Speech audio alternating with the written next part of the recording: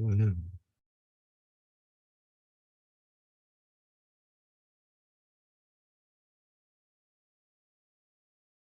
Howdy, everybody.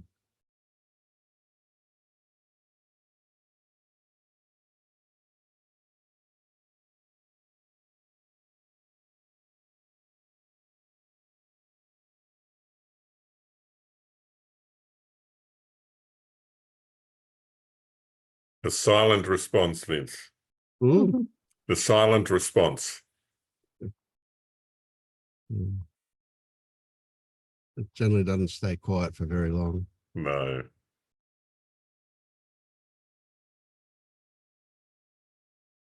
I love silence. Steve, It's interesting, isn't it? What does the mind do when there's silence? It gets really busy, usually. Mm.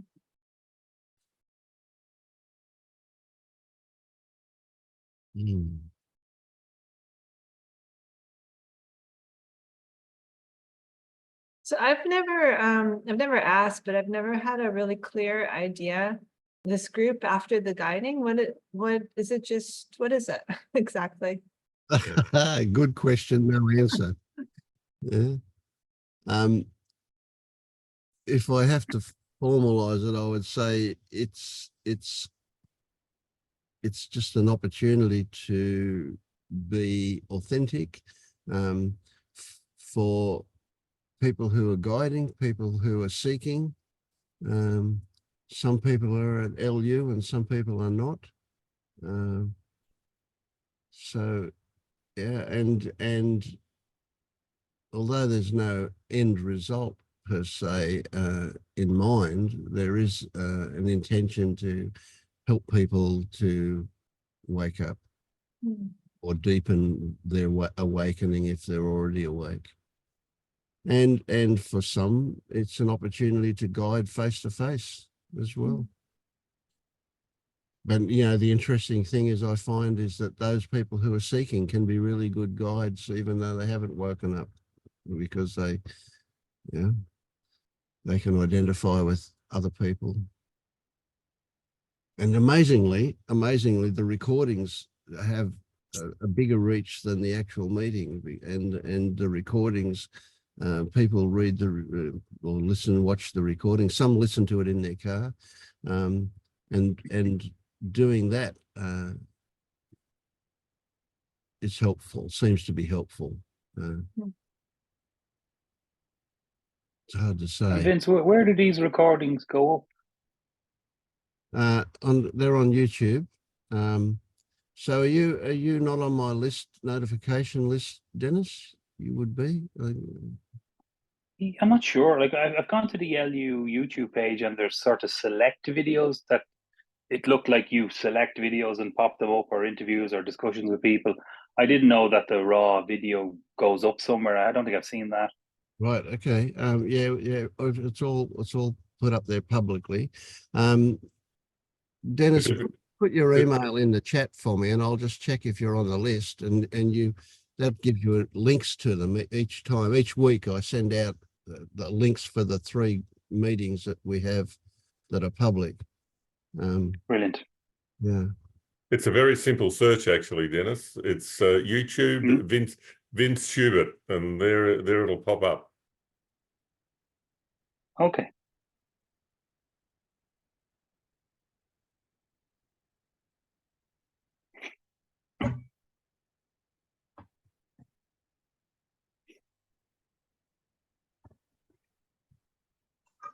Okay, can y'all hear me?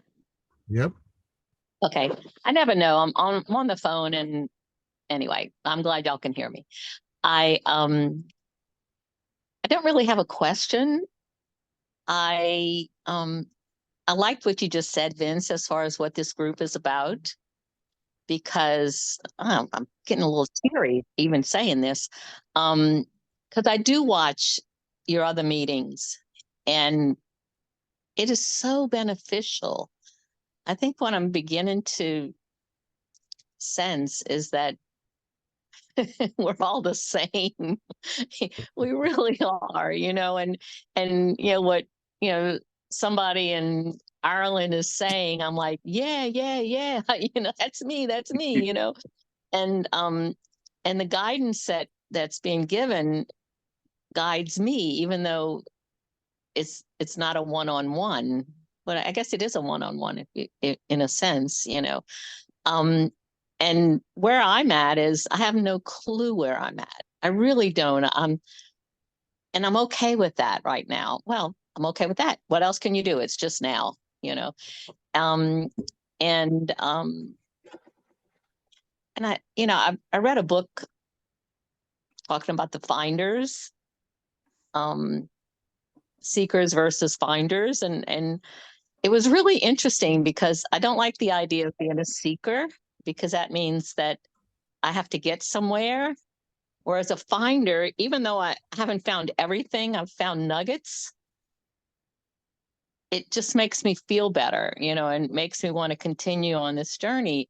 And, I guess I hate to use the word confused but I guess that is the word, I'm just on this road, and I have so much gratitude for everything that I've learned and I've gotten out of this group. And I just need to say thank you. Like I said, I really don't know where I am, if I'm a seeker or a finder or whatever, but at this moment, I'm just really glad to be here. So I just want to say thank you. It's great, Kathleen. Yeah. And one thing I didn't mention that seems to happen is that there's a hive mind, that goes on, that there's a level of wisdom that comes out at these groups that I find really good, pleasurable. Yeah. And there's a lot of people that feel like you, or their own version of that, of course, of what you're saying, Kathleen, that we never hear from, that just see the videos, and that seems to be a private thing of theirs. But quite a lot of people comment, and I get a few emails from people about what they've got out of it as well. So I get the feeling that and the people that are on my notification list are people that have requested to be on that. That list just hit 250 people. And so, and if we have a big group, we have 30 people here. So there you go. So there's 220 of them out there that maybe are interested, and maybe not, who knows. Yeah. So, yeah.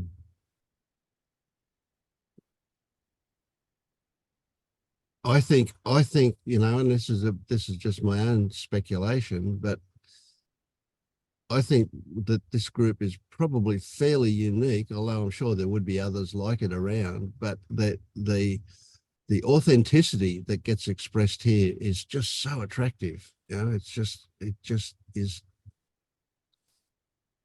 it's lovely. I get all emotional when I think about it. Yeah. I belong to a group. We meet at the park at 11 o'clock on Friday, and we call it a talking circle. And it's pretty much this, and the authenticity, it's just such a safe place. And you can say whatever you need to say, and it's accepted, and no one needs to really comment back on it. It's just, and so often I think in life we don't have a safe place to just say what we're feeling or thinking or questioning or whatever. And yeah, it's this, Friday morning and Sunday afternoon in my world is my church. Y'all are in my Friday people, because it's where I can really be me. And what does that mean? I don't know. But it's nice, whatever it means. Yeah. Whatever it is, Mm.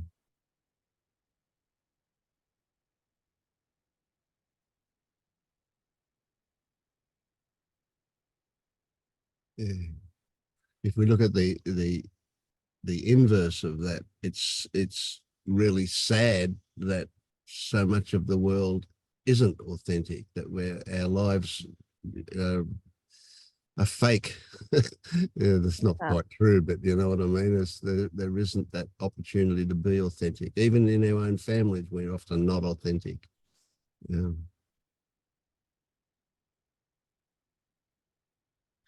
Anyway.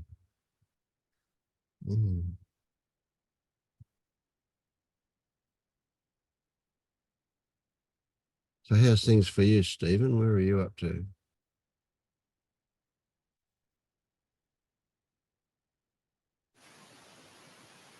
Hi. Yeah, well, thanks for this group. Just echoing what Kathleen's saying, and being new to it, it's beautiful to find it and be able to connect. Can you hear me okay this time? It was crackly last week. No, you're good now. Good. Good. Yeah. Great. Yeah. So it's been a good week in terms of subtle seeing, I think.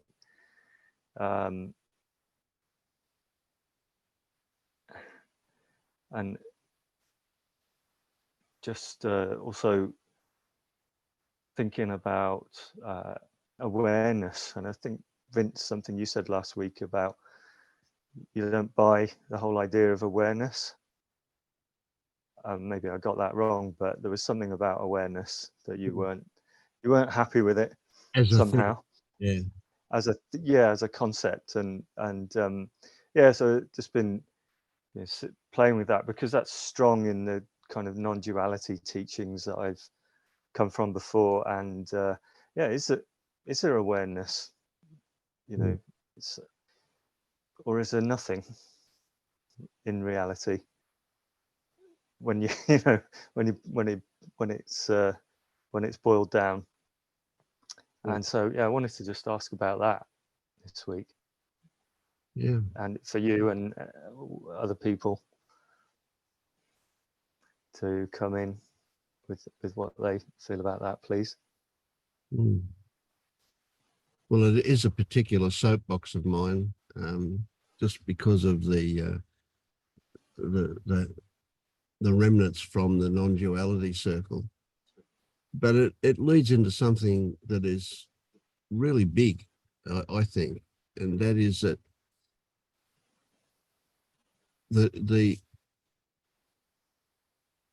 what we're doing here, what we're doing is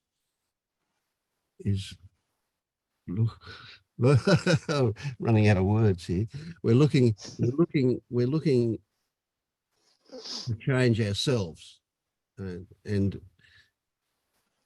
one of the things that we have taken for granted our whole life, and that's part of the conditioning from society and from parents, from peer group, from everything.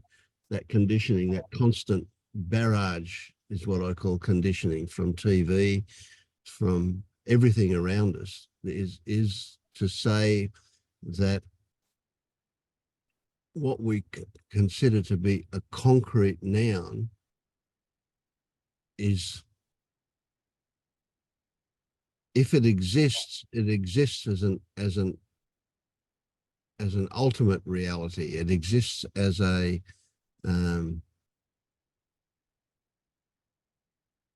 it's something out there that seems to exist, and if we go back to our English lessons at school, our grammar lessons, we say, well, it's a concrete noun, but really that's the absolute. What the absolute is unknowable to us. We can only speculate. We can only have theories about what the absolute is, right? But that's relative. That's That's important because that's what we do. We have theories about everything, including ourself. Those stories, those theories that we have, they reflect our interpretation of what it is that's in our life that we're referring to, our interpretation. And however many people there are in the world, every single person has a different interpretation to everybody else, right? It's like there's a mind boggle that says, look at all of these faces, and there's no two that are the same. Everybody, so no matter how many people there are in the world, everybody's unique, and everybody will have a unique interpretation of what that absolute thing is. And one of the things that we are conditioned to believe is that the self is an absolute, right? Well, it's irrelevant to us because we can't know what the absolute is. We can only know our interpretation, our unique individual interpretation of anything. So to say that there's something called awareness, that it exists outside of us, may or may not be true, but we don't know. We can't know. If it is, it's some part of the absolute, right? So all nouns are part of the absolute. Right? So all we have are verbs, right? Because all we have is being aware. Well, there's no such thing as awareness, but there is such a process of us being aware. So verbs are part of the relative, nouns are part of the absolute, and we can't know anything about them. We can only speculate. And so it comes back to all we can have is the verb again. All we can have is our interpretation that we call being aware. We can call it awareness, but as long as we recognize that that's a non-concrete, what do they call it? Abstract. It's an abstract noun. Right? So it's a concept. It's not actually a thing. So that's my soapbox rant about awareness. I can add something. It's not actually a thing. Go ahead. It's not actually a thing in the way that the self is not actually a thing. Yeah. Yeah. And the non-dualists do seem to identify with it. And to identify with it, they're not saying they identify with a story. They're saying they identify with a thing called awareness. Yeah. I mean, they're saying, my understanding is they're saying they're identifying with infinite awareness, which kind of is a bit better. Yeah. Maybe. Yeah. It's than not just a awareness. trap. I call it a trap, though. It's because people Right. start going, well, that's what I am. I'm awareness. So even though they might start saying infinite awareness, they'll drop the word infinite after a while and just say, I'm awareness. Or I'm consciousness. Hmm. And So it's nothing. You go on. Would you prefer to say I am nothing? No, I wouldn't Or- prefer to say just, I am anything. I am not. Don't say I am, because it's speculation, isn't it? Yeah. So I would go as far as to say we can't know anything. Anything you think you know, if you look at it, it's just a belief. So there's no such thing as knowing. That's a bit more radical, isn't it? Yeah. But you check for yourself. Yeah. Don't ever believe anything I say. Absolutely don't ever believe anything I say. Check for yourself, because you can check for yourself. If you check anything you think you know, it doesn't take much looking to realize that it's just a belief. I believe the sun will come up tomorrow. Yeah. And yeah, well, did the sun come up? I don't know, because there's total cloud cover.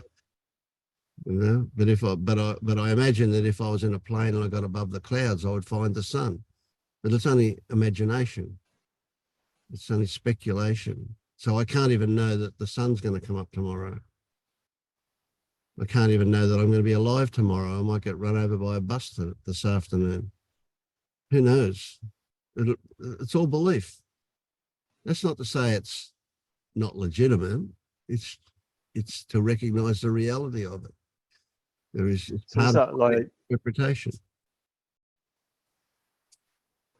is that like, so the seeing and the seer and the seen are all one thing? Can there be knower, knowing and known as all one thing? No. There's a Okay. great exercise. Well, there's an exercise that you can do that will help you see the reality of that. And again, if it's a noun, it's a furphy. Right? There's no seer and there's no seen. There is only seeing. Right? Now, seeing as a verb, seeing is something that can be experienced. But if you are seeing something and you're immersed in the process of seeing, which is not a thing you can bottle, is it? It's a process, it's a movement, right? So if you're immersed in the seeing and the thought comes, who is doing the seeing? Guess what? You will stop seeing in order to consider who is seeing. The same will be for the seen. What is being seen will stop the process of seeing in order for you to consider what is being seen. And when you think about it, when you consider it, that both the seeing, the seen and the seer only exist as a consideration, right? A logical conclusion. They don't exist in actual form. They only exist in mind. But the seeing itself exists as a flowing process, as an experiencing. Does that make sense? Yeah. So that's the only reality. Yeah. And even that is an interpretation unique to you.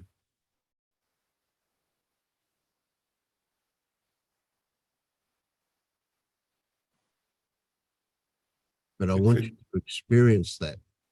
Don't, mull it over if you like, but experiencing it is where the value of it is, because that will shift something, that will change something, that will debunk a whole lot of what you believe to be real. And it will just fit into the story category. Have you got a way of looking at that? Yeah. I can outline that for you. Others will have heard this already, but we'll just go through it again. And that is, I use what I call the cup exercise. So you take a cup and you put it in front of you and you start looking at the cup. Now, when you call it a cup, what you are relating to is a concept, because you're relating to something that has a purpose, right, to contain liquid for you to drink or to put pens in if you use it for that purpose. But it's a purpose, right? And it's not inherent. That purpose is not inherent in the actual item itself. Right? It's introduced by your mind. So the whole idea of calling it a cup is introduced by your mind. So if you sit and look at it, you start with, oh, I'm looking at a cup.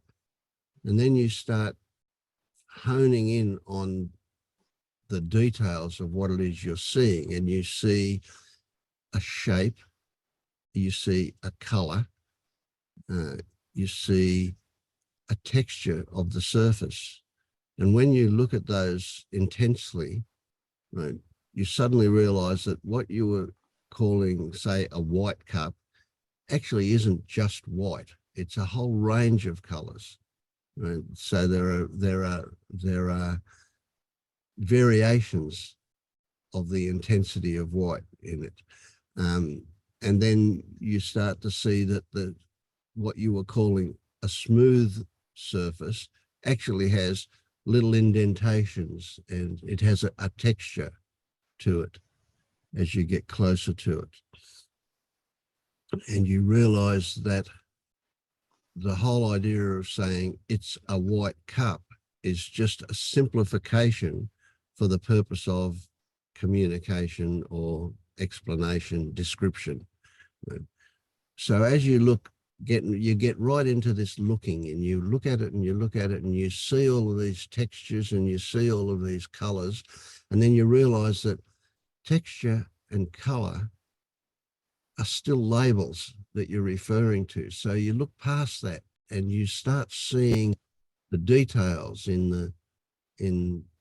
that's beneath the label of texture and color. You start seeing that, in fact, it's impossible to communicate what you're seeing accurately because the complexity and the detail of it is beyond words to express. Right? And when you get to that level, you invite the thought, who is seeing, to come along. And if you watch what's going on, the moment you invite the thought, who is seeing, you'll stop seeing. You can't keep seeing while you consider if there's a who there. And the same if you invite the question, what is being seen, you'll get back to the concept straight away of it being a cup, and you'll stop the seeing in order to do that. And that's a really profound experience to have. So there you go. That's what I call the cup exercise. And then you'll hone back, you'll kind of zoom back out of that, and you'll realize that what you're going to relate to again is the concept of this thing with a purpose. And you're back to relating to a concept. Yeah. Nice. Stephen, one of the really simple ways to come at this is to just have a look at what happens when you actually put a label on something, even the most mundane things. Once we put a label on something, there's something that seems to happen that it changes our relationship to whatever we're experiencing. There's a sense that the mind says, yes, I know. So we look out the window and we see a tree. Yeah, that's a tree. Yeah, I know what a tree is. But if you take that label off, even the very shirt that you're wearing, take the label off and just be so curious. If I didn't call this what I'm calling it, what would I be experiencing?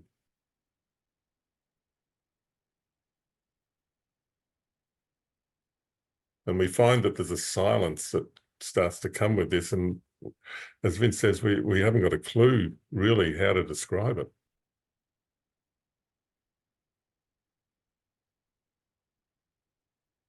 One of those labels that I use often is very simple. We encounter it all day, every day, just about this. What's water without the word water?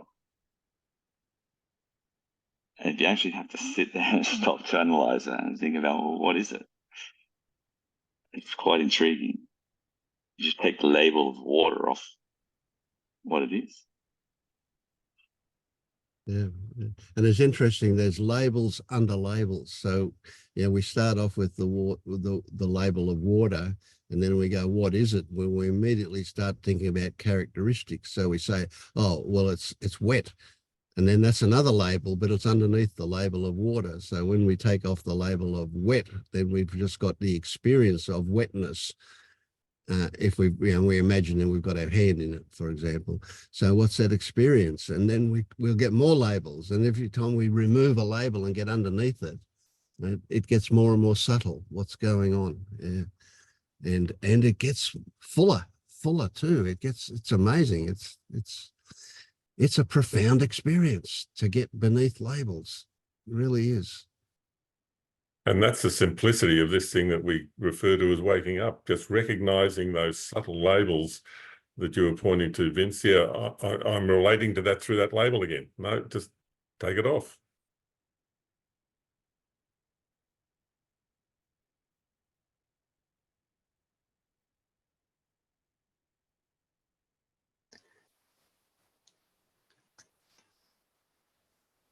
Yeah, I like it.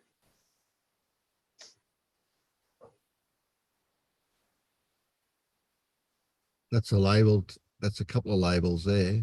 I, like, it. 3 labels. What's underneath that? I expect you're waking up at this moment, Stephen. That's a label too.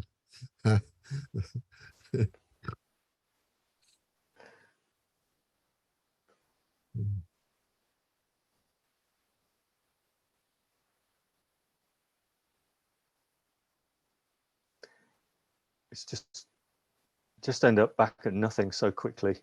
Yes. Yeah, in 3 steps. Yeah, boom, boom. And there's another label. What is this nothing? Yeah, I mean, just calling it nothing, because otherwise I say nothing, and it's just stillness. But seriously, you see how we go back to the mind? Yeah. Just being with that. Just being with that will open the door to eternity.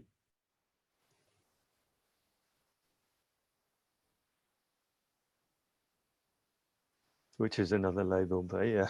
Exactly. Spot on. Beautiful. Yeah, so that brings up another thing that comes to mind here, and that is that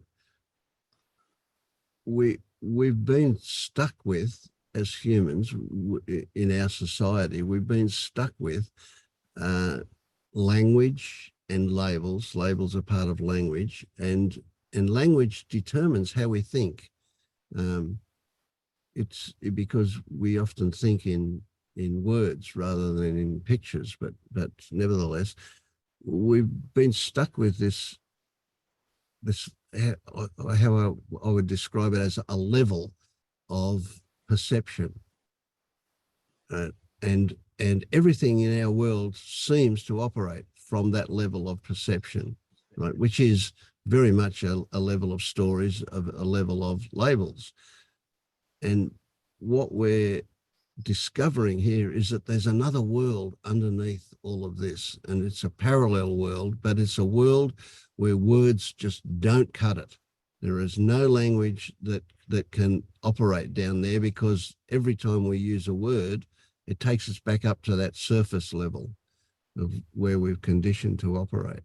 So really what we're talking about is another world beneath words.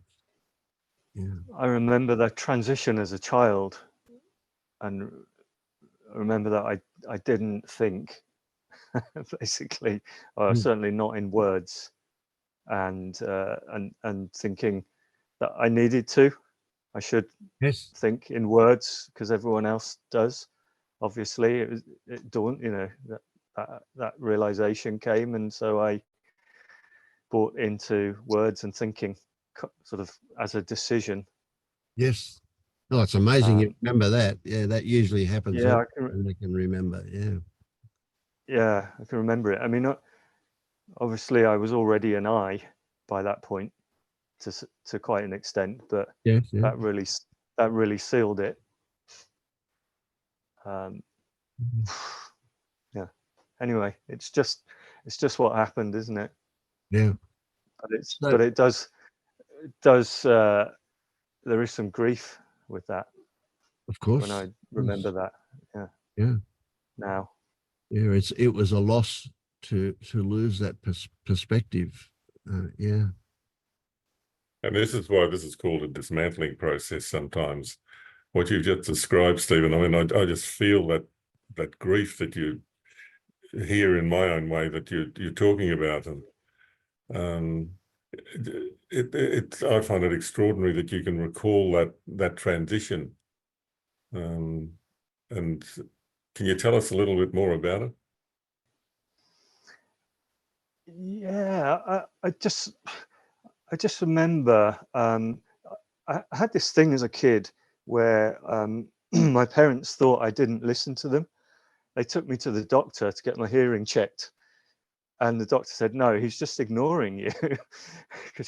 And so, you know, later life, I've realized that's because I wasn't really enjoying what I was hearing. It just all seemed so harsh. And yet when I was in my world, when I was in the garden, then it was lovely. And yeah, and I remember going through this in the garden, and just realizing, oh, they all think in words, you know, and they all have these preferences about everything, and I didn't mind really what, you know, what happened. I mean, obviously I did at some level if I was ignoring them, but I didn't really mind. I couldn't say what, you know, those questions that kids get asked about, what's your favorite blah blah blah, adults say to kids to try and get them to converse. And it just, I haven't got any of that. I haven't got that really. It's just pointless words. And yeah, and I just thought, okay, well, I've got to grow up is what the thought that came. I've got to be part of this. And probably because there was an insecurity that I wouldn't get the responses and the love that I wanted from my parents, from the world generally. So I would just have to try and keep thinking. That was the thing. Just have to try and keep thinking. In the language that we sometimes use, how does it feel when we might say, well, that's where you were put to sleep? Yeah, and it seemed like I consciously put myself to sleep, but you know, obviously that's what happens, isn't it? That's just what happened. Because there wasn't really an I making that decision. Yeah, it appears like I understand now, and you know, and I just feel the suffering in myself with that, and I just want to help other people, because I know that whether we were conscious of it or not, we've all done the same thing. We've all bought into it, all of us, and it's just so hard. And that's again, that's just what's happened. But it does make me want to make me whatever that is. But there's this sense of wanting to share it and wanting to help others, I guess. So when are you going to start guiding, Stephen? Guiding, did you say? Yes. Soon, yeah, soon. I haven't finished reading Gateless Gatecrashers yet, but I nearly have. So yeah, then as soon as I've got through the last 20 pages of it, I'm thinking I would. Yeah. So this one will resonate with you, I believe, and that is that people often describe this waking up process, that the act of waking up, as arriving home. Yeah, really. And here's the paradox. Unless we go to sleep, we don't know what waking up is. Right. Yeah. So we have to let the children. Yeah, those that never went to sleep, like those that never made that apparent decision that you made, all locked away in mental institutions. Right. So it was necessary to go to sleep. Yeah. But not really. Going to sleep's a bit of a moralistic way of describing it. It was more a case of adapting to what was going on around you. When we all have to adapt, that's why us and cockroaches keep going, you know. Right. Yeah, and I suppose, you know, if we're starting to think about these things and try and help others and that kind of thing, then we can perhaps be happy that there's a wave. There seems to be like a wave of waking up happening because of this internet, because of things like this that we're doing now. And you know, it's amazing really. And so, you know, what an amazing time to experience. Absolutely. Yeah.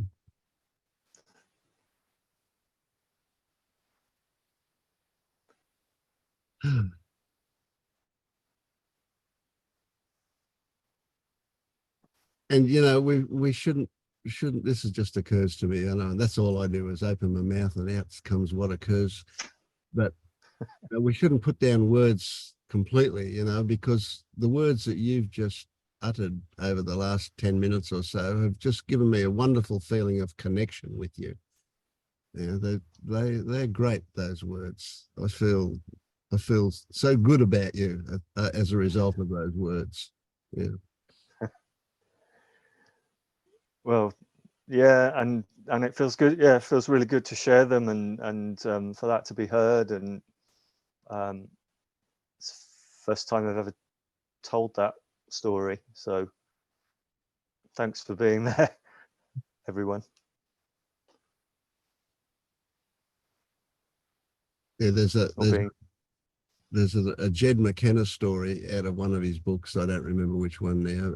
He talks about two enlightened people getting together on a park bench and the conversation that they have, and the conversation doesn't happen. There's nothing to say. They just get together and sit there beside each other. Yeah. And yet he uses words to describe that.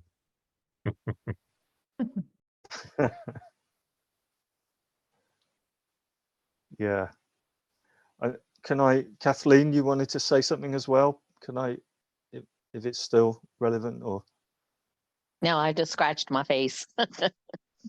No, I mean, earlier, I think you were going to say something. No, but I am going to say something now since you Okay. said something. It's interesting. I'm a talker. I'm a storyteller and I'm a talker and I'm the life of the party and yada, yada, yada, yada. And, but I'm finding myself not wanting to talk that much. You know, I went out yesterday for Mother's Day to my brother's house, and several people asked me, "Are you okay?" And I was enjoying the hell out of myself, you know. But it was just the chatter of just the chatter. Just I don't seem to have to do anymore, and maybe it was a way for me to I don't know, psychoanalyze myself. Maybe I talked so much just to not be with myself, whatever that means. But whatever it is, I'm very comfortable and satisfied in my silence. And the people around me are a little concerned because I'm usually so talkative, but it's okay that I'm not. And so they'll just have to deal with it or not, whatever, you know, whatever's going to be is going to be. But I do find that we, you know, I probably talked a lot just to satisfy time or something like that. I don't even know what it was, you know, but I certainly don't feel the need to have to keep doing it anymore. And that's very pleasant. whatever that means. That So- brings up something else for me here, and that what I've found over the years of doing this stuff is that people in your world, your family and your friends, will quite unconsciously exert a pressure on you to not change. They like the familiar, and the way you were is the way they see you, and they're relating to what they see, which of course is their interpretation of you. But they will resist you changing to a degree. So it depends on how if you're aware of that, then of course you don't have to succumb to it. And of course, some will put great pressure to have you go back to the old way of being, and others will be more just getting used to the new you. But yeah, they will feel a little uncomfortable because you've changed. And some will see you as changed. Some will see you the way you used to be, regardless of what's going on.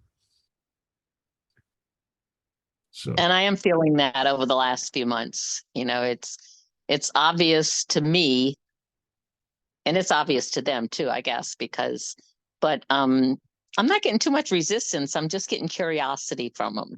Right. Yeah. Because I still love to tell stories, but I don't need to talk just for the sake of talking. Yep. And gossip and, what's going on here and what's going on there. It just doesn't have any meaning anymore. Well, it was never about the content of the words. So even gossip isn't about what you're gossiping about. It's about feeling part of a group. Yeah. Or whatever. Yeah.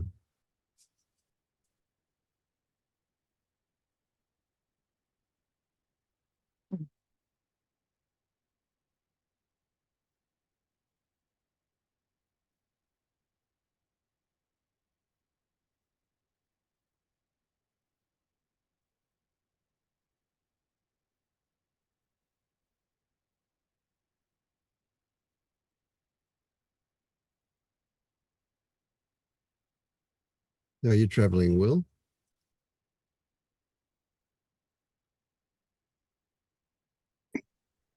Well, if I'm to judge it by how present I am and stuff, I feel like I'm going backwards. Like I just disassociate all the time. I just take myself out. I got a voice like in my head and constantly going, and it's I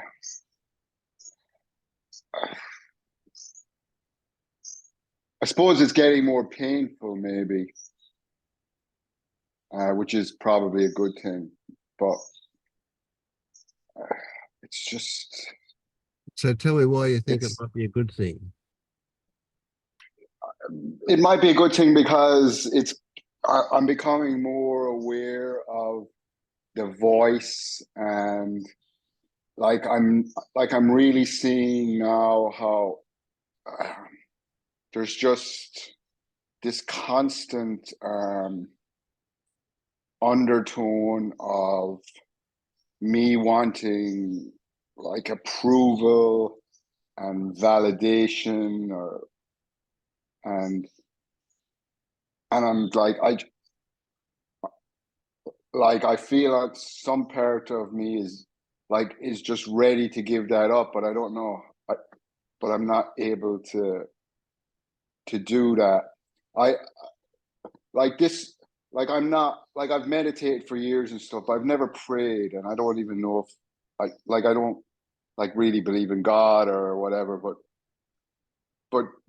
this week I've been I know the way you talk about, when you catch yourself being present to laugh. So this week, because it's just so constant, it's going into fantasies, feels like there's a dopamine rush with the fantasies, and it kind of keeps me from reality. And so when I'm catching myself, I'm just praying real quick, 100 times a day. I'm just saying, God, help me to relieve me of this kind of bondage of self, or relieve me, or God help me, or God free me from these fantasies. I'm just doing it. I don't even know why I'm doing it, but I've tried everything else and nothing else seems to work. So Okay. it's a last resort. I'm fucking. Yeah. All right. So that's kind of where I'm at, because like a few months ago I was much more, you know, I know the sense of, I like a sense of openness and a sense of oneness and not labeling and stuff. I can do that for like seconds at a time. You know, I know like there is a, you know, I've tasted it, so there is like, I know like the difference, or like some sense of the difference. Yeah. So what comes up for me as you're talking about that is, yeah, and that's why I asked you about why is it a good thing, because you're spot on there in a way, and that is that this stuff is coming up because you're shaking up what used to keep it hidden. Right, how you used to avoid it is no longer as stable as it used to be. Mm. So it is a good thing that it's coming up, right? What's not a good thing is this desire to end it, this desire to get rid of it. So, you know, pray all you like to God, he doesn't give a fuck what's going on for you.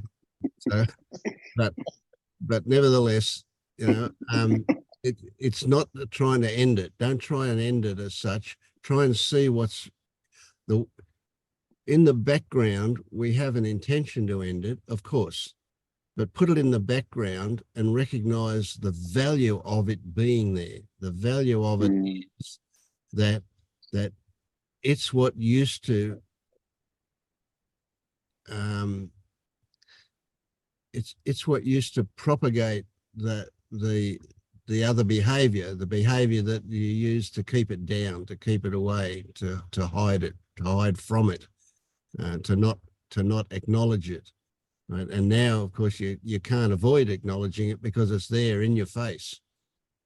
And so what we need to do is we need to look for what it rests on, look for what's underneath it.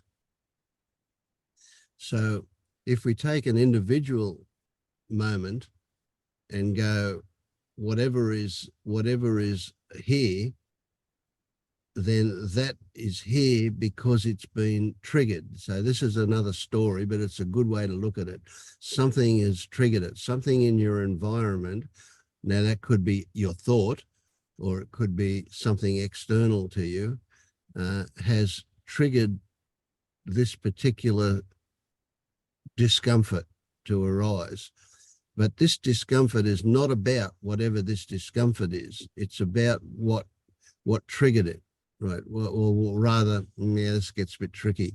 So what triggered it is something in your environment, but what it triggers is something that's deeper down inside.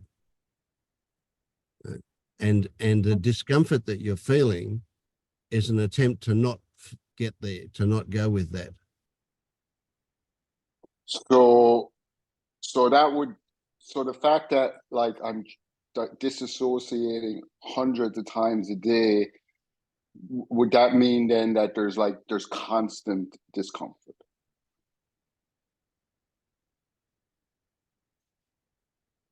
Yeah, probably.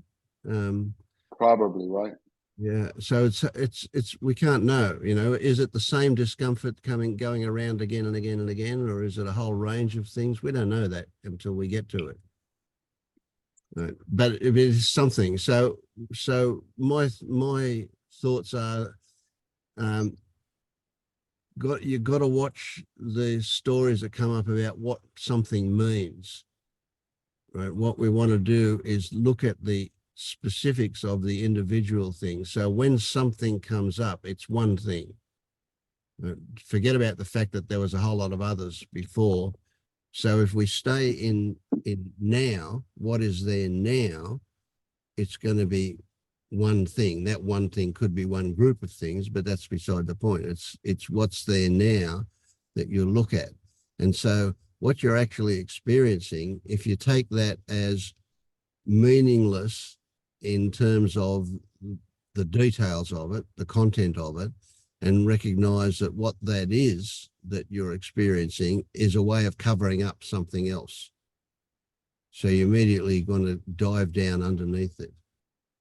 So the way to get at that, the technique to get at that, what that is to start looking at the sensations in the body.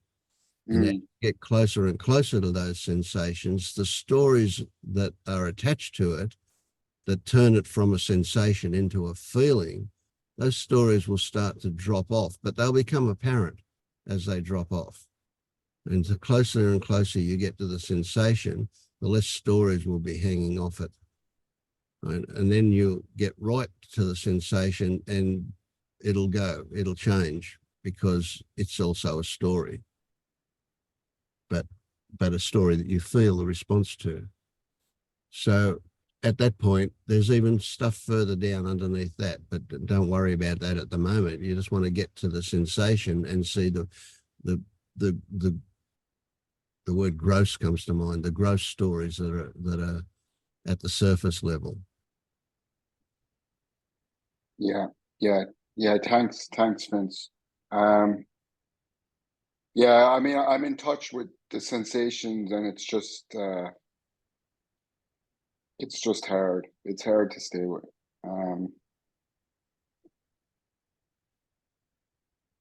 You know,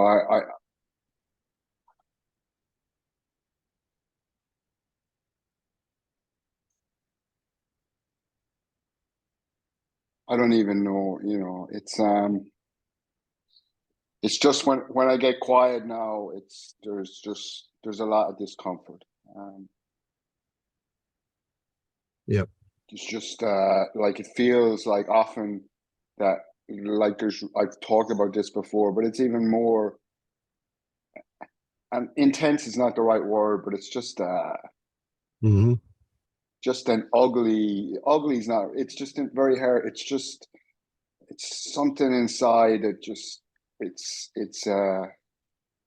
like I feel often the constriction in the neck, and then my whole center point gets constricted, and often last weekend I went away. I think the last time I was on, I said I was like, I have like social anxiety a little bit maybe. I think maybe I put that label on. You know, am I any more socially anxious than a lot of people? I don't really think so, but I maybe I'm not. But I went away last weekend with like 100 people, or met up with 100 people, and I didn't really know anyone, but I was triggered. But I noticed a lot on the weekend. Like there was, I could feel nothing from my neck down, and I didn't want to stay. It was very ugly. It was like I didn't want to stay with that. I kept flashing back to it maybe once an hour for a few seconds, and then I'd go back into my head, you know. But it was just like there was a whole void underneath my neck or whatever, my chest and stuff, and it was very uncomfortable. Like the voidness is not pleasurable at all. It's like it's worse maybe than even an uncomfortable sensation. There's just nothing, and it's just. Yeah. I know I need to I like eventually, like that's where the portal is, or that's where it's at, but you know it's difficult. So it's this is even more difficult to recognize that the more difficult it is, the better it is, because you're getting closer to what it is you're running away from. I mean, that's a shitty way to say it, but you know, what you're avoiding, whatever is there that's impelling this. So that discomfort is armor. It's a way of not getting to whatever is going on. And so there'll be a point where something will break. You know, the protection will break, and all of a sudden you'll get flooded with something that will be just such an incredible relief. Release is a better word than relief. Relief comes after the release, but that's so it's, I hate to say it, but the more painful it is, the better. Yeah, I know that, but it's just, I kind of have, like, it's just, it feels like Dark Night of the Soul kind of thing a little bit right now, you know. Yeah. I don't know. Well, the Dark Night of the Soul thing seems like there's no end to it, and I guess that's part of what you're experiencing too, eh? Yeah, it feels like that, and it's just, I'm just sick of, you know, I'm sick of, I just, it's hard not to, you know, to be okay where you are, and I know that's, Yeah. to flip that, like you were talking about, but I mean, I have such a desire to be free, you know. I mean, that's what's driving me. It's like, it's a future freedom, and I know, you know, I understand, like, that, you know, the only, I can just be here right now, and that is the gateway to the future freedom. But like, I still go to this, you know, I'm doing this because down the line I'll be spontaneous and free and open and wild and fucking this and that and whatever. But I am going on a retreat, I'm going on a retreat, like in a few weeks, and I in my mind, like, that's going to bring me a long way. I don't know. I've been waiting 1.5 years to do this retreat. It's going to be on my own and like in darkness for like 6 days or something. So I mean, I just feel like there'll be no sense of time, hopefully, and no vision, and I won't, like, there'll be no escape. If I can, like, don't have a nervous breakdown, that maybe I can face some of this stuff that I've been avoiding. You won't have a nervous breakdown. You're too together for that. And yeah, yeah. So that promise of something at the end, you know, just accept that that's there, but again, put it in the background, okay? Because what that does is it takes you away from now.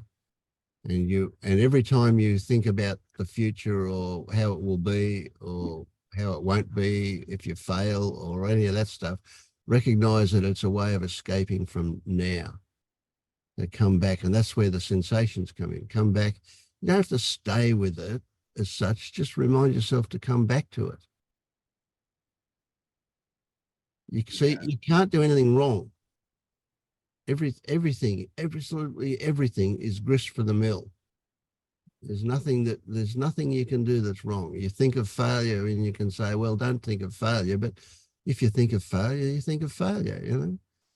It's not wrong. If you can put it into perspective, there is what it is. It's now. It's what's happening now. And I'd just love to be able to give you the gift that I got at some point where you recognize that whatever is going on now is inescapable, because whatever is going on now, that moment that you call now isn't now, it's milliseconds in the past, because there's a delay between you becoming aware of it and it actually happening. So even though it might be milliseconds, it's still in the past and consequently impossible to change. Absolutely no point in, if you wish it to be different, you just corrupt the next experience. It means that that's what your next experience is shaped by, that wish for the past to be different. So consequently, there is no escaping what you're already aware of, what's already happened. So if you're feeling shit, well, so be it. That's it. You can't get away from that. And if you wish it wasn't there, you just corrupt the next moment. But I do get away from it because I go into fantasies and, like, they're not real, and there is a definite, like, I can feel like there's this dopamine, like there's some sort of chemical rush to my brain, and it feels good, and I'm avoiding the present. Yeah. And then what happens after that? And it's very hard to change those neural pathways. I mean, they just seem like they're so, I'm so ingrained in that. It's been since I'm a kid. Yeah. You know. And they are ingrained, and that's so what, but recognizing that they exist ignores the fact that there are new ones being formed. And the new ones will eventually predominate. The old ones will drop off. They probably never go away completely, but they'll drop off as they don't get used. So you think that dopamine rush is success, you've escaped it, but it ends, doesn't it? Yeah. You're right back where you were, kind of thing. Yeah. So it's not really an escape, it's just a temporary diversion. Yeah.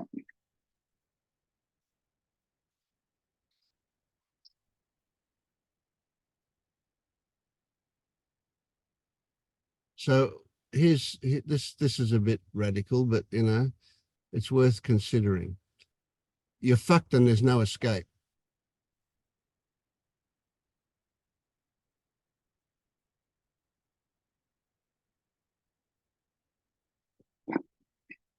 There's kind of freedom in that, isn't there? Yeah, absolutely. And the fact that you can see that says something really positive to me.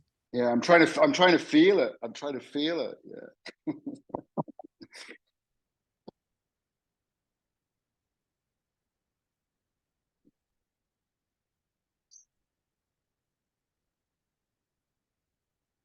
My whole body just tightens up. It's crazy. That's another good sign to me, you know, that your body is so involved. If you weren't feeling it, you know, that'd be a bit of an alarm. So I like the fact that your body's involved in that. Yeah. Yeah, that from somebody who has a very long history of disassociation, that tightening up is resistance. It's that that as soon as you try to get into your body and stay with the sensation and you're noticing everything's tight, that's like a resistance to what's going on. And for me, one of the tricks was learning, like doing like a body scan, yoga nidra kind of thing, where you're consciously focusing on each body part and relaxing it. And it's amazing. You feel a whole lot more for sure and it's for if you have troubles being in your body and feeling the sensations, it's hard, but when you can learn to do that, it's a game changer. And then you know, when you do practice that more, you start to understand what that resistance, what that tightening feels like. And it's like, oh, I'm resisting again. And then you can learn to relax into it. But Vince is right. You're just going into your head. It's just a band-aid to just feeling what's going on. And it doesn't end if that's where you always go. That's where I go. And sometimes, I don't know if you ever do this, but for me, I always was a lone person. I wanted to do everything by myself. I'm going to take care of it, figure it out, but learning to depend on other people and asking for help, like having a one-on-one with somebody where they can just be with you and guide you through staying in your body is really remarkable. Thank you. Yeah, I'm very, well, I'm on here at least, but I'm working with somebody now. So I did one session. I'm going to do another session in a few weeks. And in general, I need to ask for, I'm beginning to talk like that, I feel. I'm beginning to realize that I just can't do this on my own. You know, I just can't. Yeah, I mean, I hear you going and doing retreat by yourself. I've done that before and it was really good for what it was. But I don't know, I just reaching out to other people and being like, we're not meant to be alone. We're connected people. And actually getting help from somebody else who has a different perspective that's not in your head makes a big difference. Thank you. Yeah, I just feel for you because I was there for many years. I still get there sometimes, but you know, I recognize it more and more. And it's a hard, disassociation is a hard place to be because you don't want to be in the now. You want to be anywhere but the now. Yeah, but the thing about me praying out loud is not that I think God is going to fix it, but just a reminder, because I don't want to be in the fantasy. Because when I'm catching myself now, I'm like saying, "Get me out of this." You know, I don't want to be like, and I'm catching myself more and more. So the actual thing of just asking out for help in my head, even, or shouting out loud, "Help!"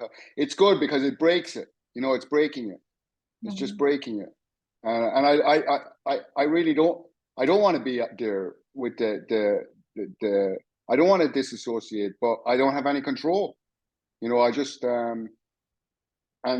and that's good to see too. Like that's maybe the biggest thing that I've gotten from listening to the groups here is like this sense of that, like I don't really have control. I don't have control, and that's I'm beginning to be a little bit more gentle on myself and gentle around other people as well, like not as judgmental because they don't have control either, and that's beginning to really sink in, which is a big. There's a softening towards myself. I might be changing the subject now. I don't know, but it's like, but that's.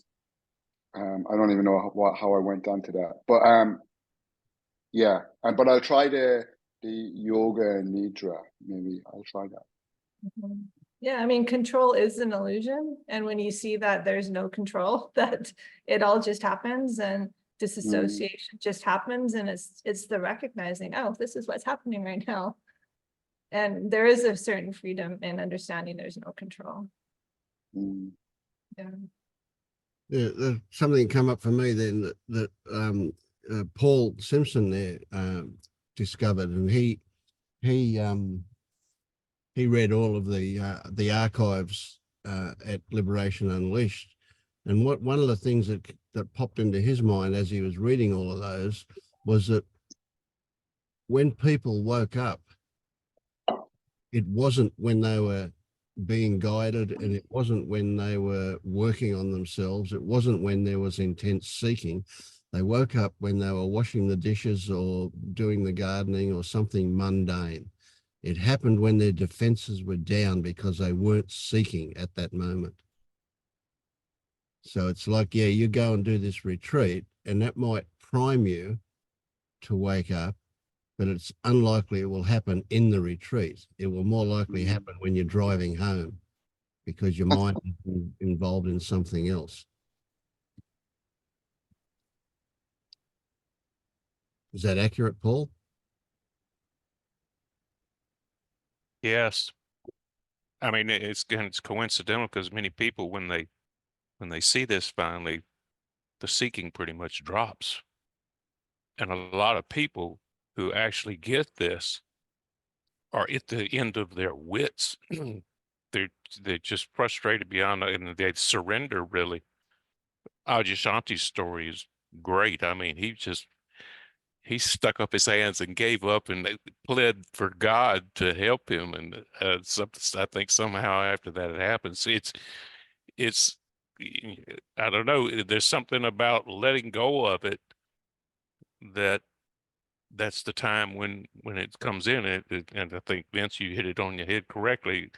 Many people get this not when they're actively working on the exercises, but after they've quit working on the exercises and they're sitting on the porch having a glass of tea or something, thinking about something else, or watching the neighbor's dog or something like that, and it just hit in a moment because you don't, like you say, it's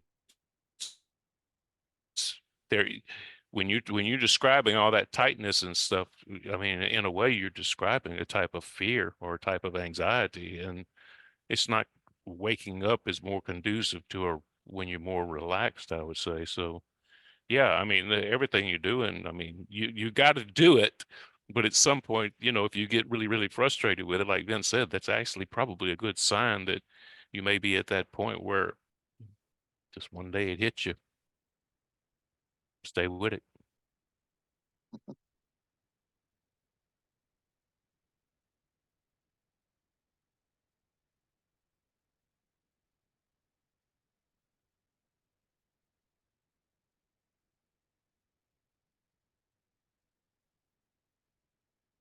I want to share something about the the body, because often there is not so much understanding about the body. But many of us call the body, it's layers of thoughts and sensation that compile together and give the sensation of being inside something, and be kind of limited by kind of a skin sensation, right? But it's very interesting if you stay with sensation long enough, and at some point it happened more and more often, that you can see that we are almost never in contact with actual body, which is a slight sensation that is unfindable, but present, because the mind overlay images like a hand, and thought about conceptual, thought about bones, hands, nerve system, blood, and all of this. So often to kind of reach the actual body, the actual vibration of the body can take a long time, but it's a possibility. And to be in a room in a dark room can be very helpful for Will, because often we are very distracted by thought first, and after the other senses like sound, and most of it is sight. But when you stay with body, often when someone hear that, he just go into conceptual and image body. But this is not what I am talking about anyway. There is below this, there is a vibration, and that's your actual experience of whatever a body is. It has nothing to do with the image and the concept that we put on it. I just wanted to put this on the field because it's very interesting, and it can open a door, because many people feel that sometimes there is strange things happening, but sometimes we feel fear, or we just dismiss it. Oh, this is just noise in my experience. But the reality is kind of this physical body. But if you are open to this possibility that the body is only a vibration, maybe if those kind of experiences happen, maybe there is curiosity, and you can allow this experience to take all over your body, or your experience completely, and feel the whole body like there is no word for it, but I would say like a vibration. Yeah.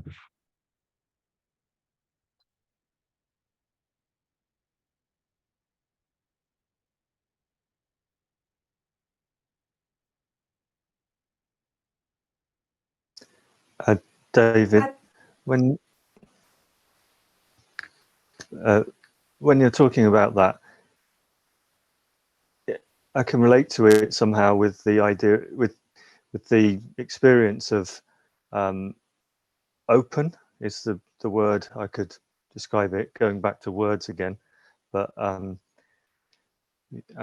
see, then it's experience that sensations aren't inside anything, and there's only the open. Does that relate to what you're talking about? This? Yeah, well, yes, it's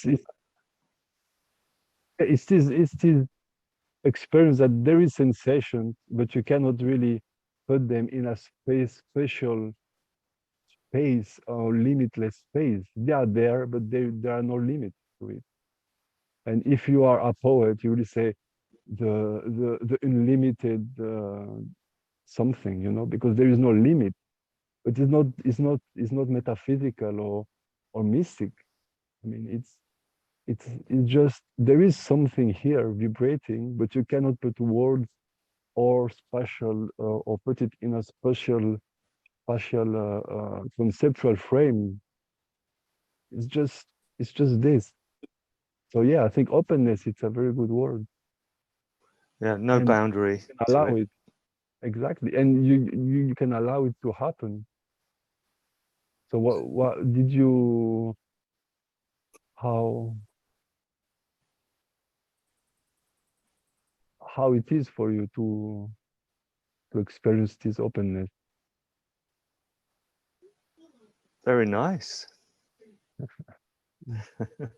There's another really good exercise that you can do to experience the fact that boundaries are conceptual, and that's a bum on chair exercise. And right now, when you're sitting there, see if you can experience where the sensation of your bum on the seat ends and the seat starts, and you'll find that there is no, in experience, only in concept is there a difference. Is there a starting and finishing spot, but in experience there isn't.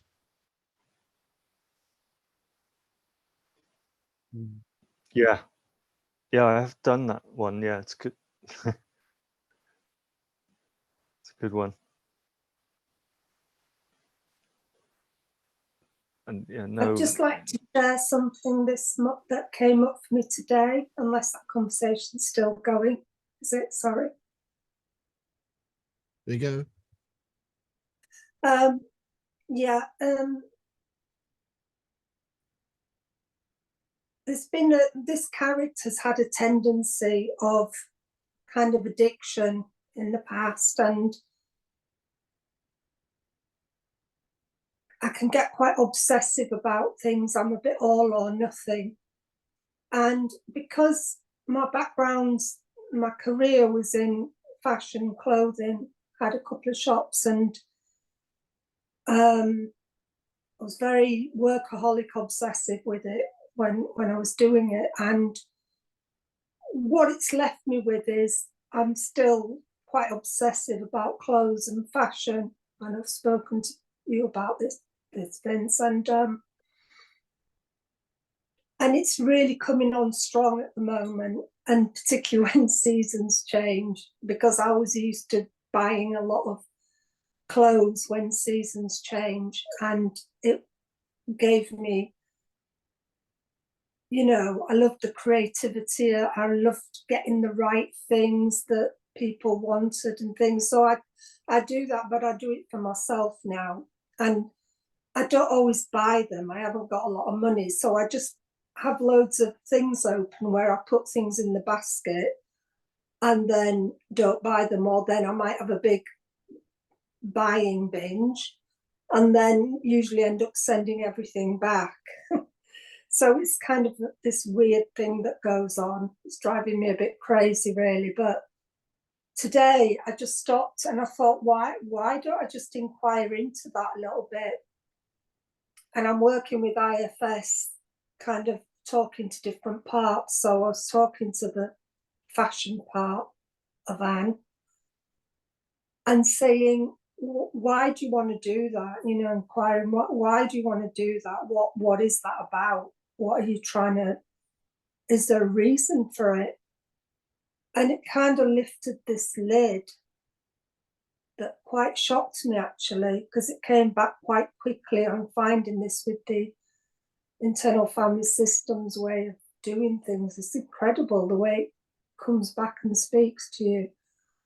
And what it showed me was that these parts are always usually protecting something, protecting that inner fragility and, core and or awakeness, let's say. It's protecting. And what it was saying was like that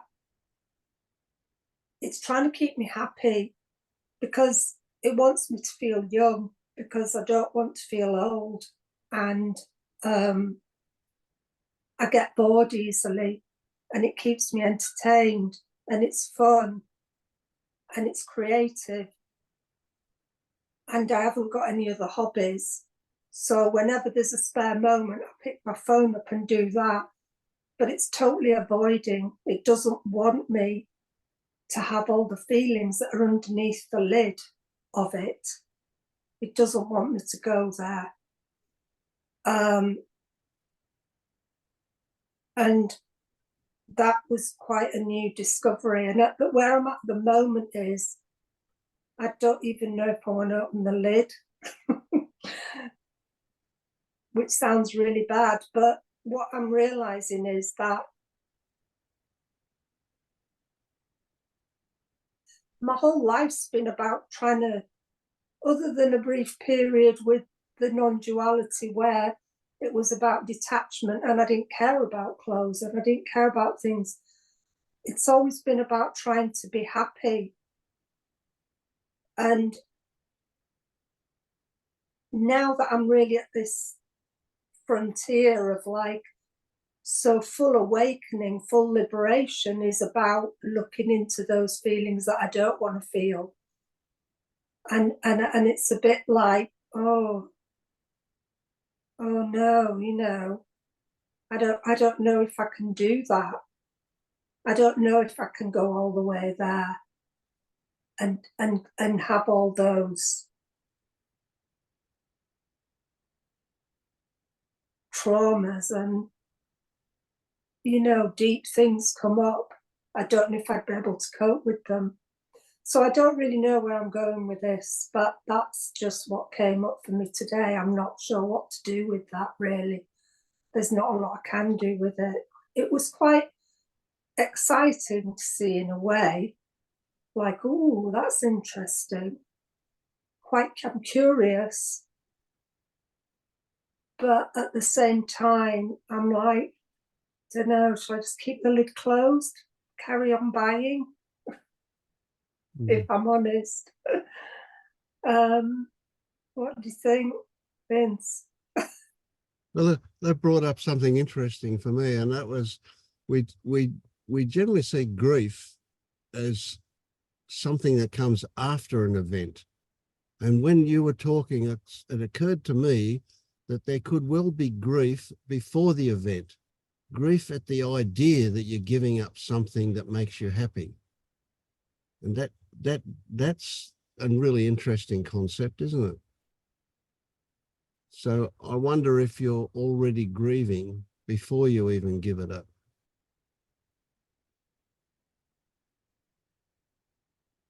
I think I'm at the point where I don't know if I can give it up. And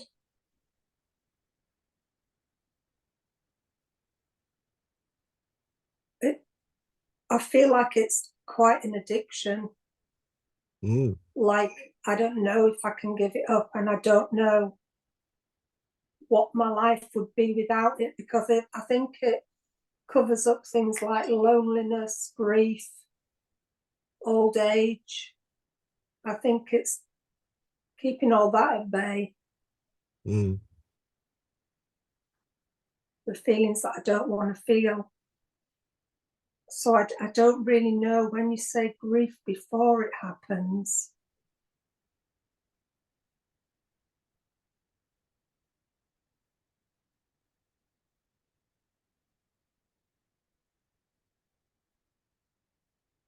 It's like there's two parts in me, and one wants to fully awaken, and I know that includes doing all this. And then the other part's like, no, let's just have an easy life and stay light and fun. But it's not really, because it's not comfortable when I'm doing it. Yep. It's a tense feeling. So I wonder, is there an implicit idea that giving it up is a decision to be made? What if I said it's that you don't decide to give it up? Giving it up will happen or it won't happen.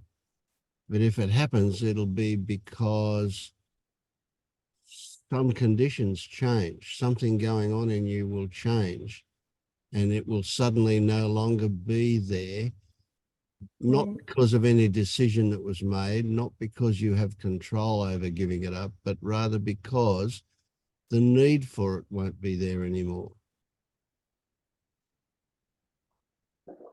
Yeah, that's interesting. Yeah. Mm. See, I think yeah, go on. I think just talking about it it's helping me. I'm just trying to speak out a lot now to see these things, but as I'm talking about it, it's taking the veneer off it and seeing what it truly is and call a spade a spade. It's just intense seeking.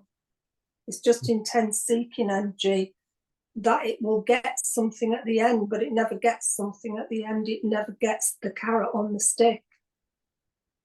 And to see that momentum of seeking energy, looking for something that it's never going to achieve,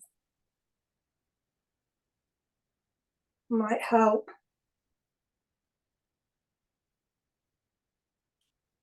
Maybe. So what if I said that everybody in the whole world is motivated by wanting to be happy, wanting to feel good, and some of us have, how can I put it? Some of us have adaptive ways of doing that, and some of us have maladaptive ways of doing that.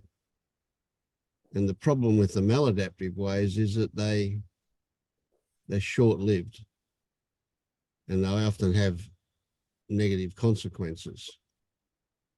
Whereas adaptive ways of doing that don't appear to have those consequences.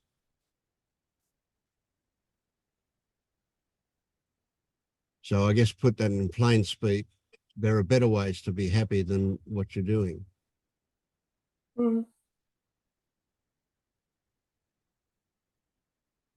So what happiness is about isn't what you've got, but it's how you feel about what you've got or what you haven't got.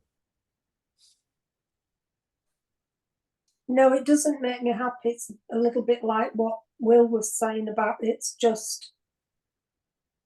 like an excuse, and I don't want to. It's pretending it's making me happy, rather than when I stop, or say if I didn't pick the phone up to start, I don't want those feelings. Just before I picked up, it's like, oh, it's okay, I've got this lovely thing to do now. Oh, I'll do some shopping. Because if I don't do that, what would I do?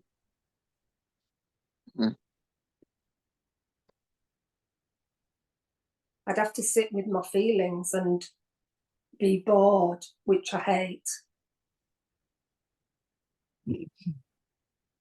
Or be disassociated. I think you miss one possibility, and that is, it is true that inside you there is trauma and sensation, and everything you say, it's very well, but I mean, it's a huge realization already, you know. But I think one possibility that you miss is like inside you there is a lot of beauty also, and pleasure and comfort and joy. And I think now you start to see that they are in the same place that your system try to avoid.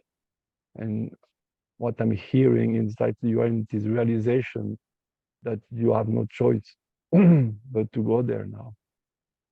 But I will not approach giving up about anything. I will more see this like children. You know, children have teddy bears and toys, and they play with them.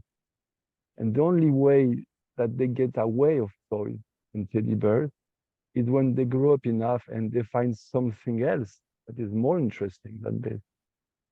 And it is more interesting, it's inside you now. You see that nothing in in the physical world, I don't know how to say it, with no app, no clothes, no, will bring you what your intuition is telling you that you can feel and you can get in a way.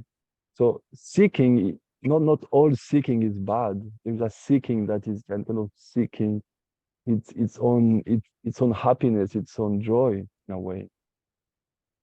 So I think it's really beautiful, and just bring this possibility that it is true that there is trauma and intense emotion and a lot of stuff inside you, but there is also a lot of beauty. That's true. Yeah. Yeah. And another one, Anne, that I want to tell you as an old bugger, there's a lot of good. There's a lot of good stuff about getting old. We might not look as beautiful as we did before, but there's a lot of really, really good stuff in getting old. I wouldn't want to be 20 again. I tell you, I would not want to be 20 again. Yeah. I agree with that. And there's a bit of me like, I've got these two opposing parts where one's like a perfectionist that really cares how she looks, and the other part really don't give a damn, and I kind of want it to fall into that camp, but I don't know. But exactly, you see, with one part you were smiling, right? And with the other part was like, I don't want to give up, and it's fine. It's fine. To me, one possibility is what happened when you smile. You know, at some point, what work is seduction. You are seduced into yourself, into your own sensation. And of course, there is trauma, there is difficulty, but the seduction, it's stronger. You know, the feeling of joy of being old, or whatever works for you. You know, whatever brings you smile. It's a call, and if you answer and if you are sensitive to it, it can go a long way. And this way is not a way of giving up anything. Like children and any one of us doesn't give up something for something else. We are just drawn to something else, and whatever is not needed anymore just fade away. And there's not this I lost something. Yeah, and it, you know, it was like that in the kind of first awakening and in COVID, you know. Had all that time, I couldn't go out, but I wasn't shopping, and I didn't want to, you know. So I know what it feels like. I just can't understand why I'm wanting to do it all now, but I didn't do it then. It's like I'm regressing, almost. You know, back then I was painting, but anyway, doesn't matter. Again, just a reminder. Go on. No, I just said it's not here now. It's right. Yeah. an illusion of the past. So. Yeah. So I just want to remind you that the closer we get to the disintegration of our protective behaviors, the more painful it will feel, the more difficult it will feel, because we're getting closer and closer and closer to it. Less and less protection is happening. So it's a good thing when we get this intense, whatever it is, suffering. Yeah, I try and remind myself of that. I'm in it. This is good. Ow, ow, ow. This this is Yeah, good. yeah. Ah, this is good. You know, yeah. Try and remind myself, yeah. Anyway, thank you. I just wanted to share that and hear myself, see if I could have any insights. And it's really helpful what you've said. Thanks, David. Vince.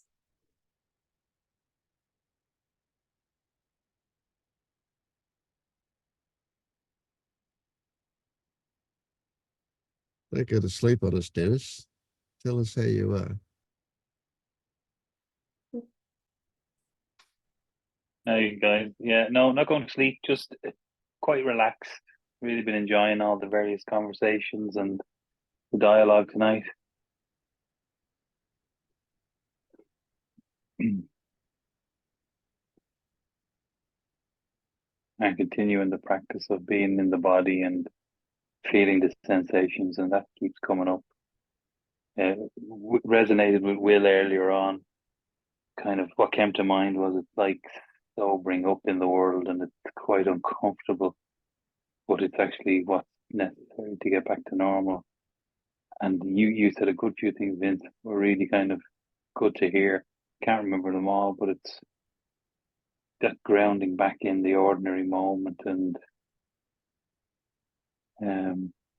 feel much more relaxed this week, more surrendered, more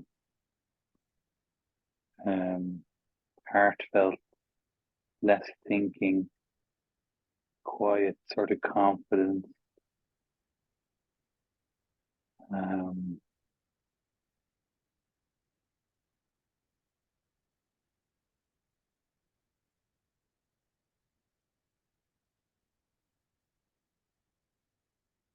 Sort of a dissolving. Again, don't know if it'll last or if it's just a phase. I don't really mind. When Kathleen mentioned earlier the dissociation, or I'm trying to think which way she put it was, oh yeah, not wanting to talk or say anything. And I've done that a lot in my life. And I feel like I'm completely present and aware and available, but I'm not saying anything, I'm not moving, I'm not doing anything. I'm like a statue in the room. And then I think over time I've worried about that, then is that something wrong? Is there something wrong with me? That dissociation. I think Will mentioned it, dissociation is more thinking of a story or a life in your head and going away with the fairies, like you're living in a different land and it's all nice there and you don't come back here. So I think that's different. So this sort of being as opposed to saying, doing, moving around, feels very comfortable. Don't know if it's connected to some sort of desire for samadhi or whatever that means. That word resonates with just that total stillness. I don't even know why I'm talking about this, but and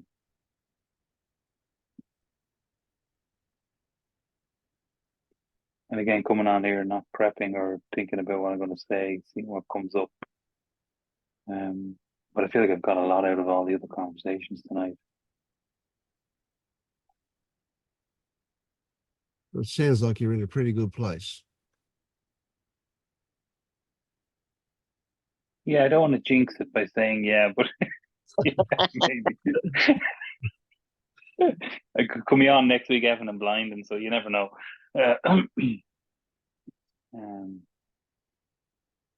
And I like that idea of that, if awakening happens or Kensho, or if that sort of realization dawns, that it might be when I'm out the garden doing something, or when I'm on holidays in a few weeks' time, or whatever. There is a subtle desire, expectation when I come on here. I might have a conversation, or someone might say something, and this is the place to wake up when you're around people who are awake or waking up.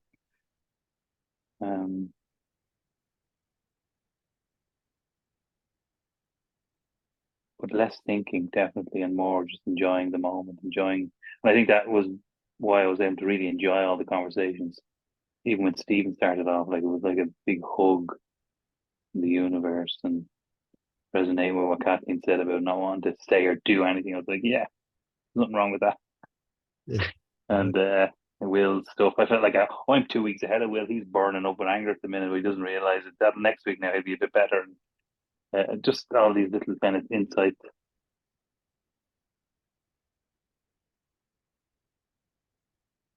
And then David stuff about the body, like it's lovely when that happens, when you're so in the body, not idealized or intellectual thinking about the body, but it's just all fuzzy sensations, feeling, vibrations, fizz, and like it's not anywhere, it's just energy fizzing. And that's what I've been doing lately. And I'm like, is just doing that making life better? Is it that simple to be in the body, feeling, sensating, vibrating, fizzing, whatever, noticing tightnesses and sorenesses and stiffnesses, and just kind of going, oh, what's going on here? Like there's no major emotions with it. Now saying that, one thing comes up. I was listening to Angelo DeLulo during the week, and he did a little koan. I don't know the name of the koan, but it was about a woman and a guy who got on really well, and people laughed when they got older they'll be together. And turns out when they did get older, they fell in love, but the dad had already arranged something for her.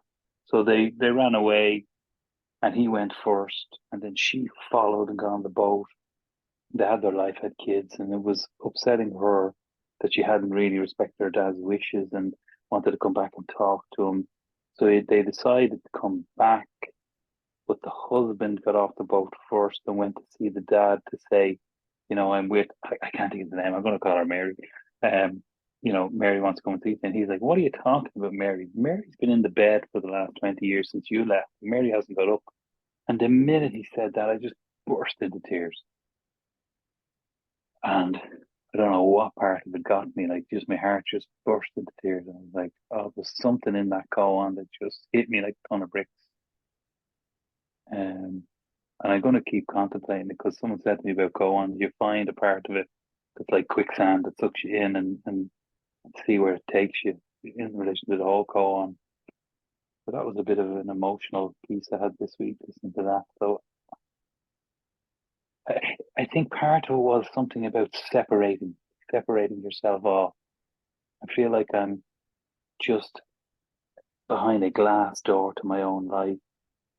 And it's not that I'm afraid that I'm going to die someday, hopefully when I'm older, but it's that every moment of every day I'm not living in my own life, in my own shoes, it's standing in my own 2 feet. And that's very sad. That's kind of what it feels like a little bit when I think of that koan. Mm.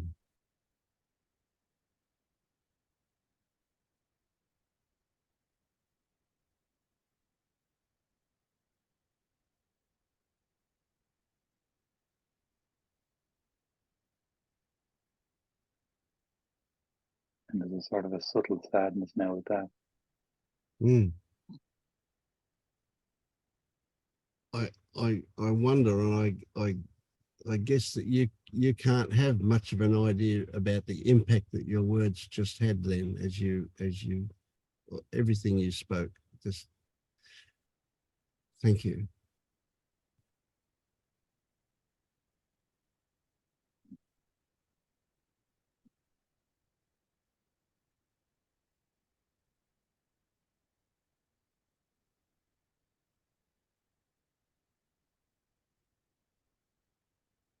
You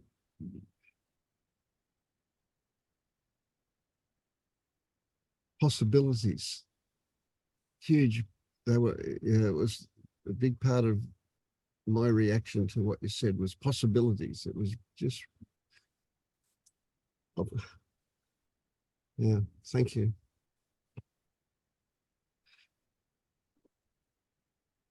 Yeah, it's funny when you say possibilities, it feels like in some way the lid is on your life, and if only the lid would come off your life, possibilities could be endless. You could be great.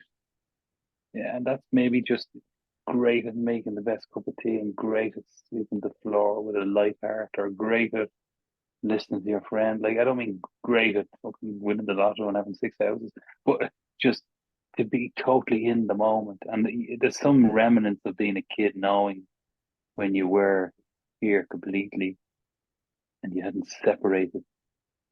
Stephen mentioned that earlier on. It really resonated with what he said. I don't have that memory, but the whole story was like, yeah, that makes total sense. We all had to agree to go to sleep or to kind of comply or go along with the whole thing to fit in, and then you forget you're fitting in, and now we're trying to get out of this straitjacket. It feels very uncomfortable. Mm.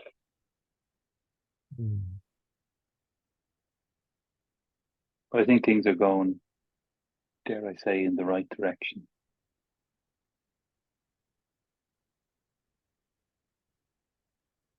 Mm. You'll know I've gone off the while if I come on ranting and raving again somebody. This is shite. It's not working. No, you're doing well. Yeah. You know, I just thought that every direction is the right direction, Liam. Yeah. Mm. Yeah, what I was thinking about when you're saying that is kind of what I've been going through this week is just letting anything go in whatever direction life is going. And what that really took to understand and to release that was to let go of fear of needing to control it all. Yeah, because when there's that fear of control, you can't flow with life. It's impossible. You want to micromanage it. But when you can recognize that fear and let go of it, you're open to any direction, whether it's just making an awesome cup of tea or going on a new career path. Yeah, I like that. Yeah, and there are two things I'm trying to do at the moment. So yeah, that makes sense. But yeah, you're right. That sort of whole, it's like you operate as fear from fear. So then you're controlling everything. You're rigid. Yeah, it's born out of a fear that's living inside you. I think the fear is sort of melting a little bit more, getting out a bit more and doing more exercise. I'm not as afraid.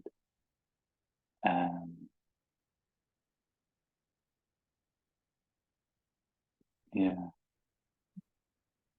Yeah, I listened to that episode from Angelo as well, and I was very moved by it. I was like, wow, that is like such a visual. Yeah, it was very powerful. And yeah.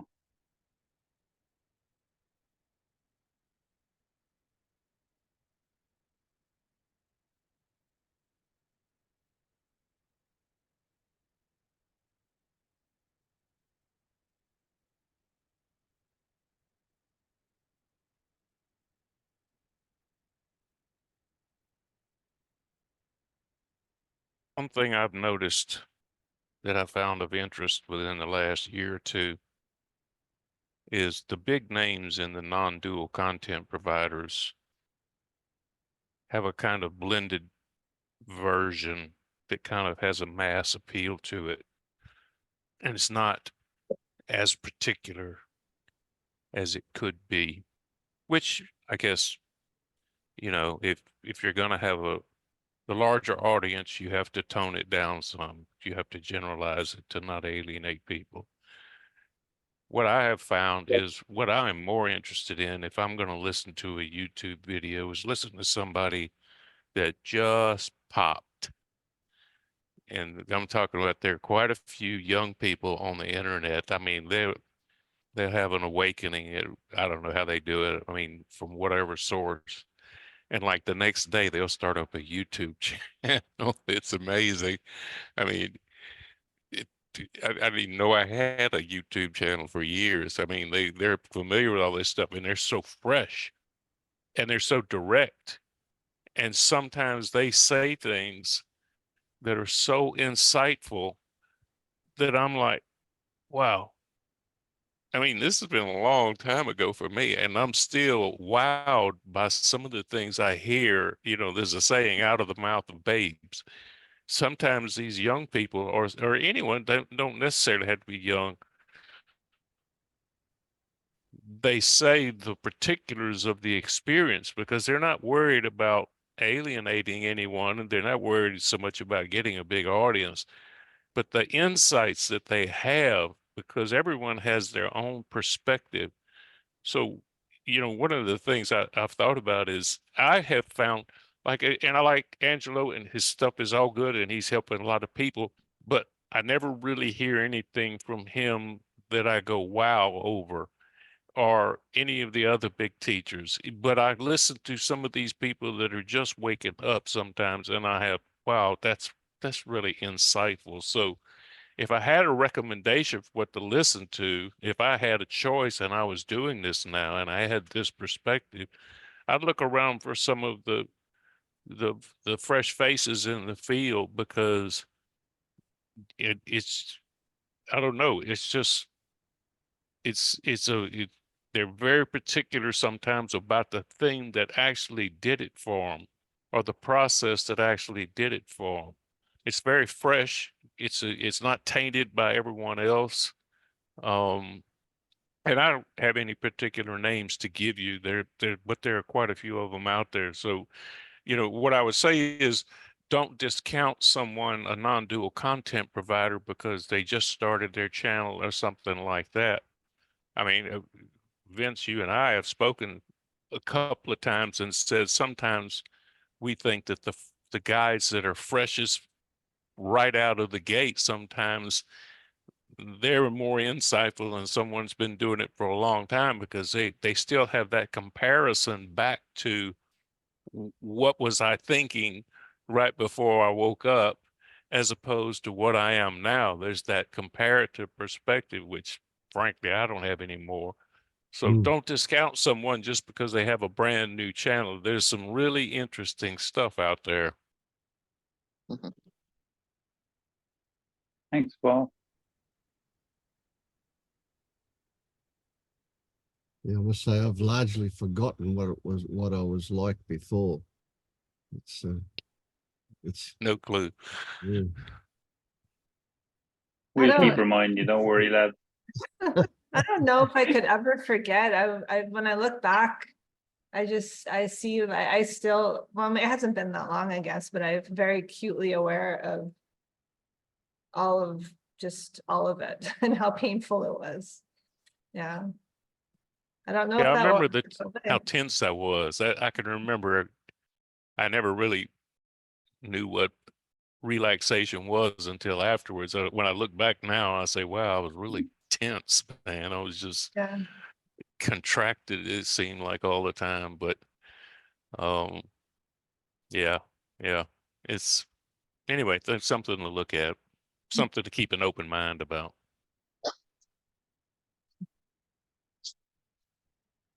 I think it reminds me of the story of the Bible, of the story of the prodigal son. You know that there is two sons in a family, and one son goes away and live misery, and at some point he come back, and when he come back, it's a whole party. You know, they party for days, and it's a party, it's amazing.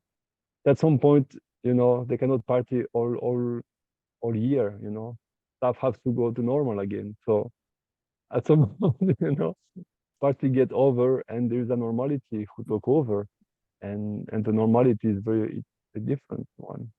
Yeah. One of my teacher was just amazing. He died now, but he was amazing. I mean, for 10 years I was looking in YouTube, reading books and everything, and this guy just somehow just appeared. And I mean, to me, what he said was amazing. It was just mind blowing all the time. And he was so focused, and doing no concession whatsoever. He was just always on point. And he had very few followers, and I couldn't understand why. You know, I mean, it just, I don't know why.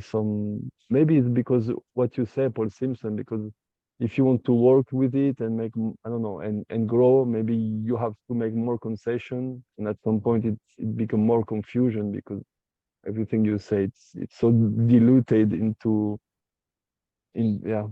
But anyway, yeah. Yeah, I know exactly what you're saying. There's a guy I like to listen to, and I can't think of his name right now, and I just discovered him not too long ago. And he had an awakening. He had one of those awakenings like you would read about in a book, and he should probably write a book about it. One of those where he woke up and he couldn't speak for like a week or two. It just completely incapacitated him. But now he has a small internet following. I think maybe he has a few hundred people that follows him, and I've listened to him a few times, and he is just so incredibly clear. But if you were to listen to him, I mean, I can listen to him and say, yeah, I get that. But if you were still seeking and listening to him, you say, wow, this guy's just out, just kind of wild. That's just kind of radical.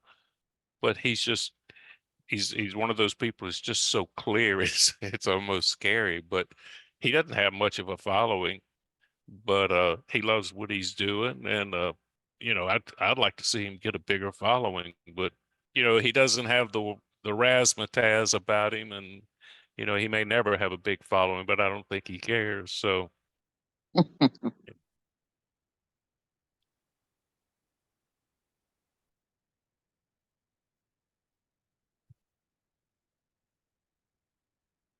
I think what teachers are confronted with, it's the same that we are confronted inside of us with our social this willing of belonging to a group. At some point, how I feel, to me, so there is some deepness that you go, that force you to change things around you, that you just theoretically you can be everything and everywhere, but in practice there is some deepness that just change the way you socialize with people, and the way you behave, and the way you want to be. And at some point there is this kind of choice, right? You how deep you want to go, or and I think teachers feel the same, something very similar. But it's just I think it's normal, and everyone feels this at some point. And I think many times, I mean, it never ends. I don't think it usually ends.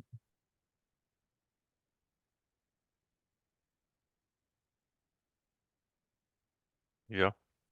Oh, Vince, while I'm thinking about it, I went and looked. If you're on the Liberation Unleashed website, most people go into the forums, you press home, and then the resource tab will come up.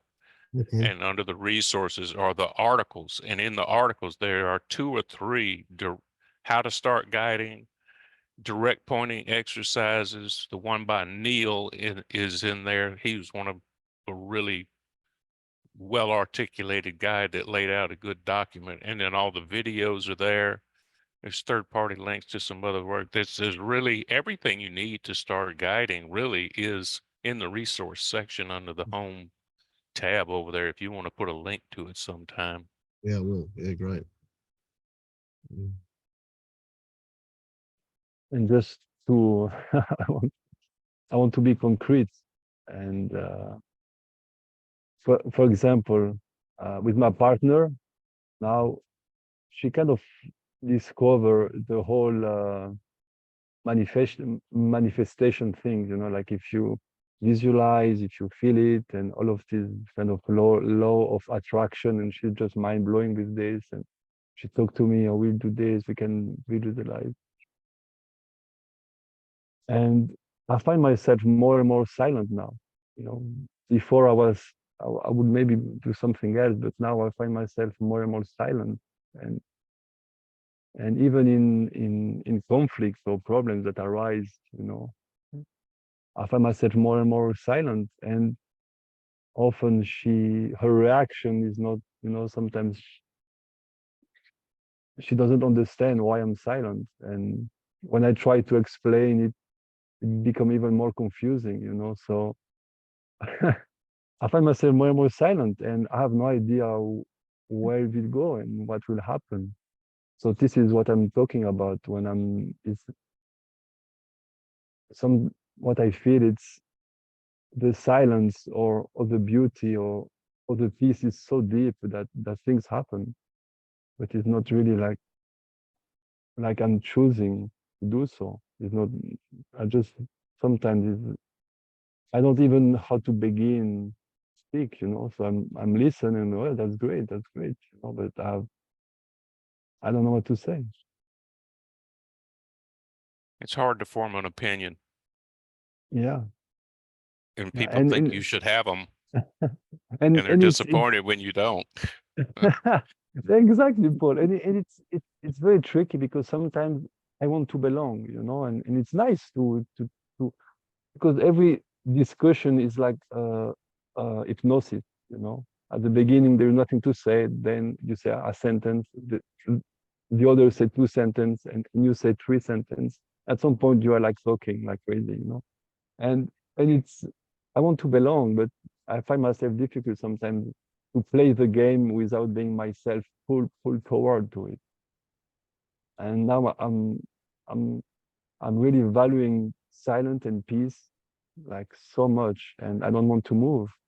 And right now I'm not always able to speak and to stay in this kind of quiet place. I don't know if it's possible, probably. So yeah.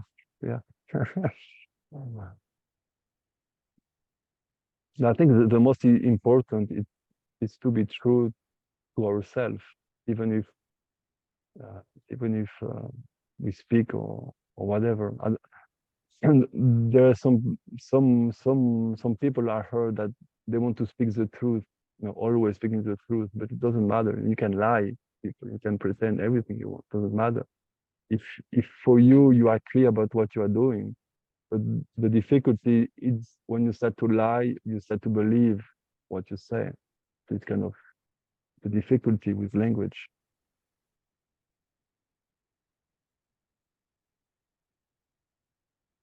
Yeah. Well, every time you speak, you break the silence, which becomes uncomfortable to an extent sometimes. But when you're around friends and family, you make conversation.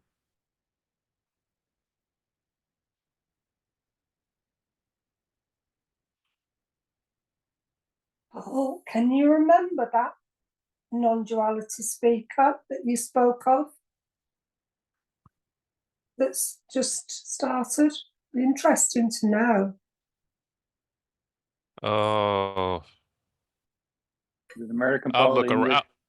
I'll look around for a minute, and because I've watched something within the last couple of days by him, I'll get back to you. Give me a minute.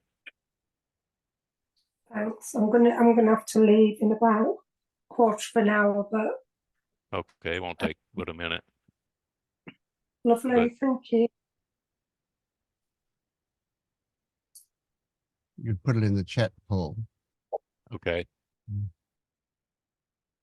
I mean, I love Angelo, but the more people go on, the more sort of commercial they get. So it's nice to have that freshness. One very good example is Paul Hederman, that I think many people know here.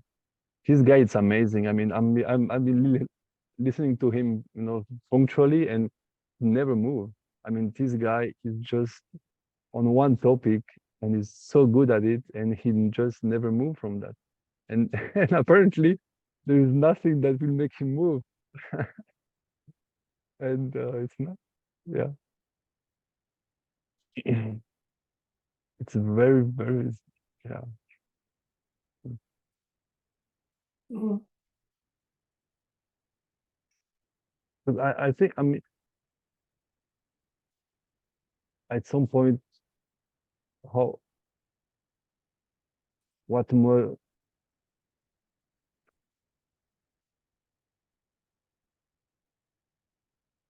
yeah, sometimes just like right now, right now, I want to speak, but I have nothing to say. But I feel that speaking, things happen. And the speaking. And at some point, I don't know if I'm a teacher and there's a video, I cannot just turn on the video and be quiet for the day and turn off. So there is a need of speaking or making sound. Yeah. Did that come up? Yeah. Did that Yeah, that's post? great. Nergan Thank you, John? Paul. Yeah, thank you. He's a no frills guy, and he's pretty deep, but I enjoy listening to him, and I you know, Yeah, it's quite old, isn't he? you know, anyway, he's Yeah. there. He's interesting. Yeah, well, definitely have a look at that. Thank you.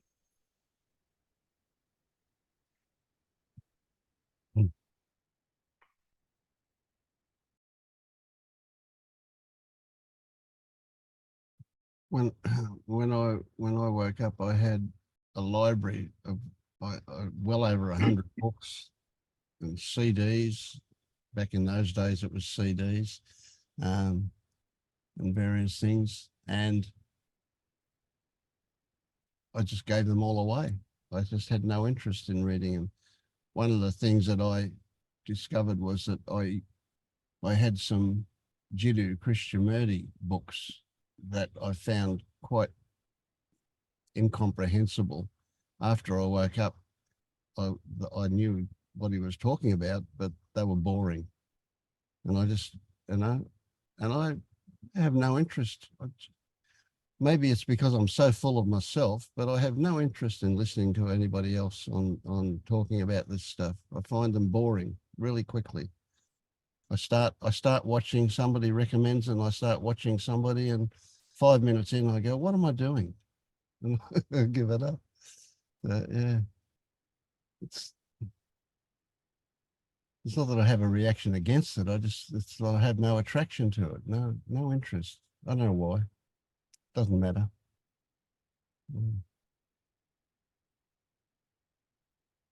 How are you going, Andre? How's your week been?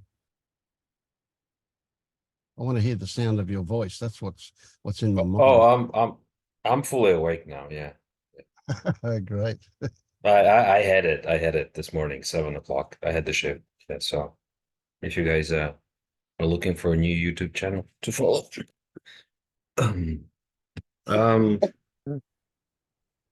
I was very moved, but I don't know. It's hard for me because you guys you just finished off by saying, you know, that it's so awkward to break the silence, and like what do I have to say? You have silence, and what is that I have that even I have the nerve to break your sacred silence.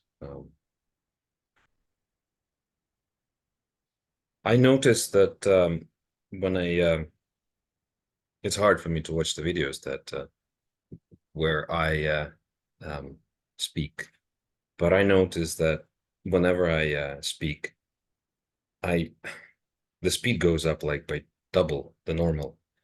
I say I spit so many words. And I saw it when I saw that I was immediately judgmental about that. Like, what is that you're trying to do? Why are you so nervous or anxious, or why do you speak so fast? Why do you have to say so much?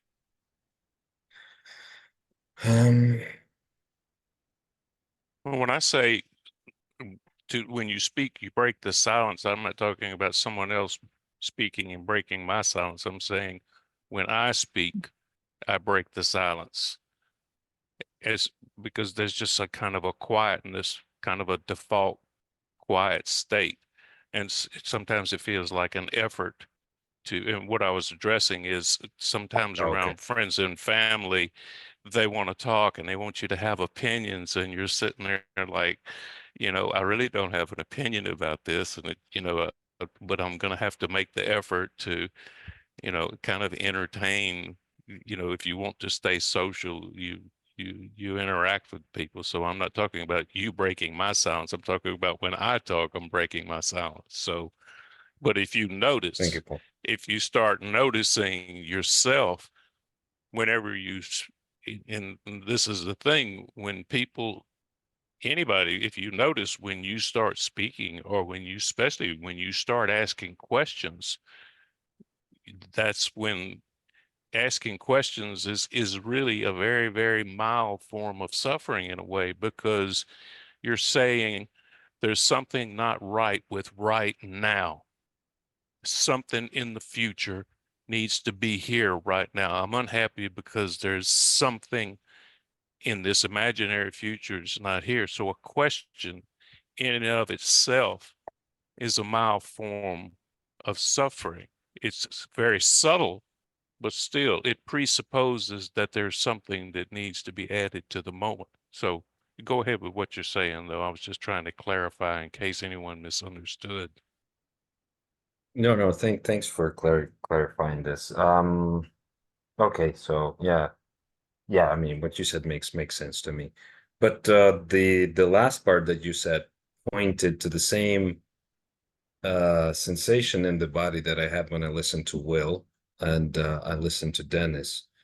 There was I had this, not often, but I wake up in the middle of the night and I feel very uncomfortable with this body. Like there's,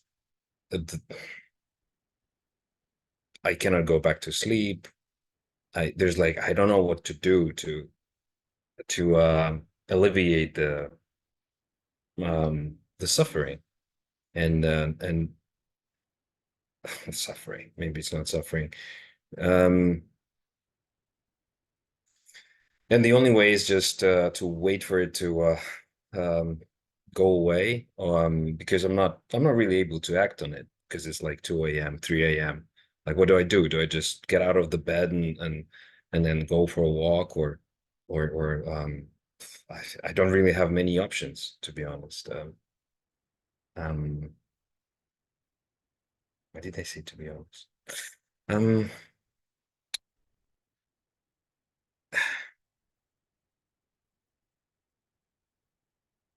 I mean, remember, if you remember the movie Matrix, there was a moment when the guy that wasn't part of the Matrix, Cypher, I think his nickname was, or name, and he said, "Put me back, well, put me back into the Matrix," and this is the kind of, I have had my most recent experience is I just want to, if they say, "Do you want to be awakened or you want money?" I'll just go with money. I mean, I know how it sounds, but I'll just take, give me the money. I have been struggling with this whole, like, I don't want to be part of the system, but if I'm not part of the system, I don't know what to do, because I used to have a job. I used to have some kind of career, which pivoted several times over the course of my life. And now I'm just, I don't really know who I am anymore, or what do I do, and how do I get, I mean, how do I get back into the boat where they, they pay me enough money, which I have, so that I, pay my bills and provide for my family. Like, I'm not able to provide for my family. I just keep getting deeper into the debts and credit cards, just swallow me, and then, like, feels like quicksand. And I started doing something which I've never done in my life. I started doing like a handyman job, and I started construction now, and which I like. I like just building stuff with my hands, but it's very cheap somehow. I'm just, the amount of money I'm getting is not enough for me to basically just keeps the balance in the red. And I don't want to go back to the IT, which I used to do for 15 years. I just, and also, like, thinking about awakening, it doesn't help. It just doesn't, it only feels like it only, it seems, not feels, it seems like I am disassociating, like I am running away from the very materialistic issues that I have, which are, maybe they don't exist, of course, in the world of non-duality and isness and schmizness and all that. But in my world, it is very relevant now. And I am, I'm just, it seems like it, well, it seems like I'm like almost negotiating with someone. Like I'm trying to do the right things to make money, and it's just not, the money is not, I'm not getting the result that I would expect. And I'm like, what the, like, what do you expect me to do? Like, what, I'm almost talking to someone. Like there's, even if there's no God, I sometimes like to think there is one, because I don't know, it kind of alleviates the feeling of loneliness and feeling of that I'm the one responsible. Well, not responsible, but responsible. When I say not responsible, it means that maybe there's a notion that there's no agency, but it's beyond my reach for now. So I think I am the one not making money. I am the one not doing the right thing to get enough money for my family and for myself.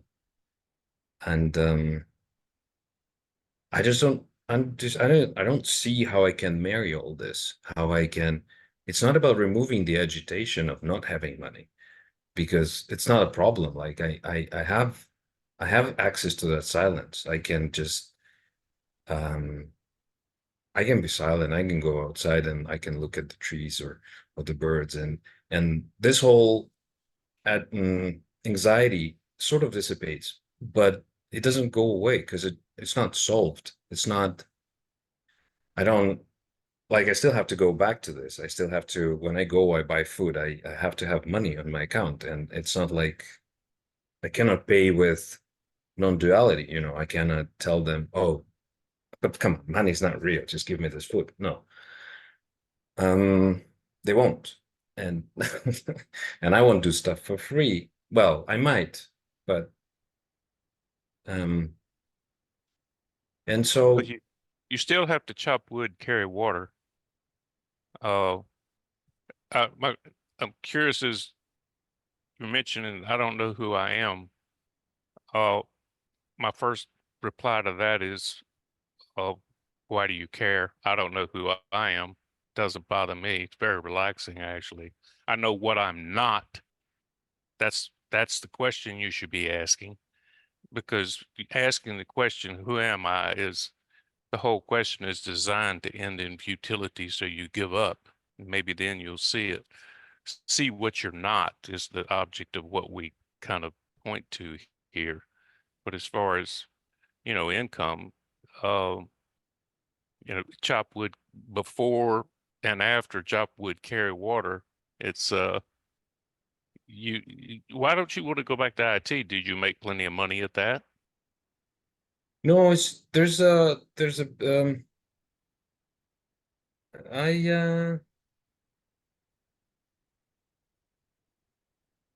lot of corporate bullshit that you have to endure. Like well, you have to pretend. Yeah, well, that's the way of the world.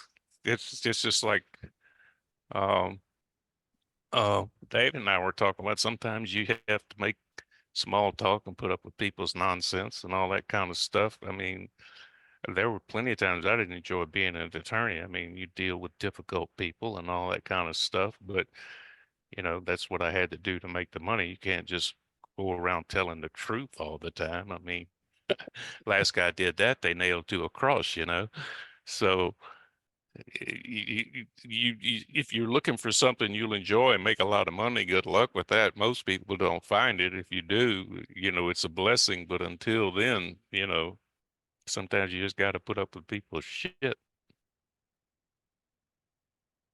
There's no easy answer to that, and waking up or enlightenment won't change putting up with people's shit. I'm sorry to rain on your parade if that's what I'm doing, but maybe it's time to be a little disillusioned. Everybody else gets their share at it. No, it's just I'm okay with it. I'm okay with what you're saying. I'm okay with it. It's just I'm trying to like I used to have a different lifestyle and I see that there's like crypto and there's like people trading and there's like all these new cargo, you know, the drop ships, whatever, all these new tendencies and I just and they're easy, like you don't have to work hard in the same way, like it's not toil. But I don't feel attracted to those. I mean, there's maybe I'm being hypocritical, but I just like I want to do something which is more physical or something which leaves some sort of a scratch, you know, physical scratch. But maybe I Construction should work's good just for that. sell myself as a At the end of prostitute the or day, you something. look back and you got something accomplished. I had more satisfaction mowing my lawn sometimes than I did at the end of a case. You know, cases drag on for years. I mean, I get out there and mow the lawn. And I say, wow, that's really nice. That's freshly cut lawn. You know, I did something and I got this beautiful result. And work was very unsatisfying sometimes. So, I mean, construction, it may not pay that much, but if you stay with it, you might make more. But, you know, just hard truth. You got to make the money. If at least in America, I mean, everything is expensive. It's hard to live with very little. So try it out for a while. Yeah. Andre, What does duality? Sorry, Vince. Yeah. go on, there you go. No, I just wanted to say, what does non-duality say about like insurance fraud? And I said to my wife today, like, what if I just insure my life and jump off the, you know, the building? Will this be enough for you? Like, will this be enough? Because I don't know what else to do. Like the efforts that I the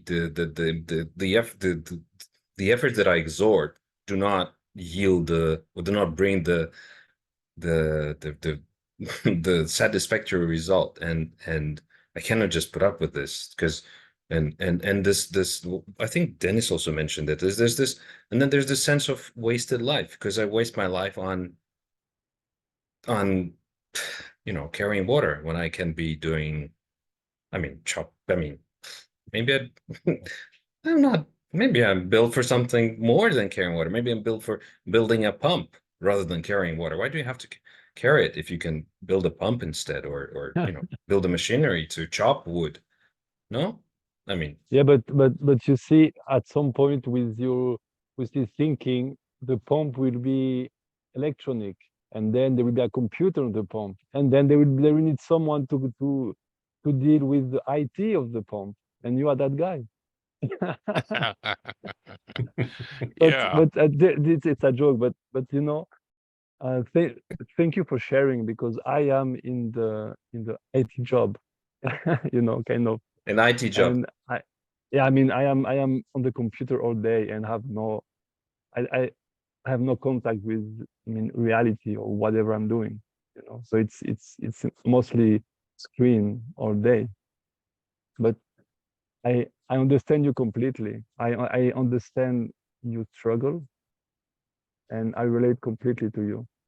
And I have never had the strength to to quit the job for something else, you know, like you. I mean, it's a strength. I don't know. I'm just not doing it because I feel it's the comfort. It's too high, actually, right now. But I understand your struggle, and I'm not saying that one choice is better. I'm just saying I understand you, and I think what Paul is pointing to, it's very important that non-duality doesn't change the human experience, you know. I think as a person, life, it's making impossible choice in confusion, because you have no idea what's going on, how it will change, but there is a sense of choice, and it's hard sometimes because you have no idea. Maybe you go crypto and you're a millionaire, and you're a millionaire and miserable, or maybe you are millionaire happy, but who knows? You have no idea the consequences of having a lot of money. We just don't know. So we have to make choice like in the confusion and in not knowing. And I think non-duality just point to finding a way to be at peace with this fact. Like as a person, we have no idea what's happening. Our vision is too limited. The brain it cannot handle all of the parameter of the universe to know how to make a choice. And finding peace with this kind of conflict, inner conflict. And I'm not saying I'm there. I'm just understand you, and I have no solution for you, man. I have no solution for myself, my own life, So yeah. Yeah, Just feels like Alcoholics Anonymous. Sorry, just while we're all confessing, I just need to confess that I'm in IT as well. So I don't know if there's something going on. But I gave it up. I finished up 5 months ago, and now I'm having to go back to work, just like what you're talking about. You need to earn again and get back in the game. And I thought I don't want to go back to IT and looking at other stuff, but I'm looking at IT jobs at the minute. I'm doing interviews and all going well. In a couple of weeks, hopefully I'll have a job. But the way I'm looking at it is, this time out has allowed me to, I suppose, gather different skills and a different perspective, and in a way go back to work, but never really go back to work, so that you never really go back to the way you were, that you're different. And going back, you don't know what's going to happen. You're assuming it's going to be like the past, and it could be just an opportunity to, grind up against people in life in a way that furthers your awakening or clarifies your life and gives it meaning. Who knows? But that not going back and staying off work becomes corrosive, becomes this thing. Well, what's my purpose? You're in the world, you're a man, you're trying to provide, and that gets in the way of this after a while. So that's just something I wanted to share with where I'm at. Yeah, IT is an interesting one. IT is like an umbrella term, for that stuff. I mean, before I retired, I had 10 years as a computer shop owner. So we call that IT? I don't know. Anyway, Andre, I love the sound of your voice. I don't know why. Somehow that the timbre of your voice resonates something with me. And I accidentally came across a video of you, and I wondered, because I didn't understand what language you were speaking. And then you said, you were just acting the fool. But that stayed with me, that acting the fool, and I'm thinking, maybe you're potentially another Zelensky, you could be a comedian. And you know what? All of the comedians who are really good comedians, they're all fucked up. They've all got problems, and that's what they use to make their comedy out of. And that would be a really skillful way of examining what's going on inside oneself to make jokes and comedy out of what those things are. And I can see you doing that. I could see you doing that. I could see you having a following as a comedian on the internet. And I don't know if that would lead to making money, but you never know, that's something. Thank you, Vince. And I did think about this venue a few times, based on because I wanted to make people laugh since I was a kid, and then I think someone who was an adult said, "Oh, don't be a clown," and I stopped being a clown, because being a clown is yeah, because it's a shitty stuff. But I always had this. I always I don't know. I just love people when people laughed. But just the mere idea of getting on stage or some sort of stage and trying to then this whole thing of being worthy and having some sort of value comes in, and that's when you said to Dennis, like you said, I mean, like we have, if only I could see the sort of impact that I have on who, like, on people's lives, then maybe this would help me to own my own sort of value and see that I'm not just a talking head, or not just a vibration, that I somehow matter, because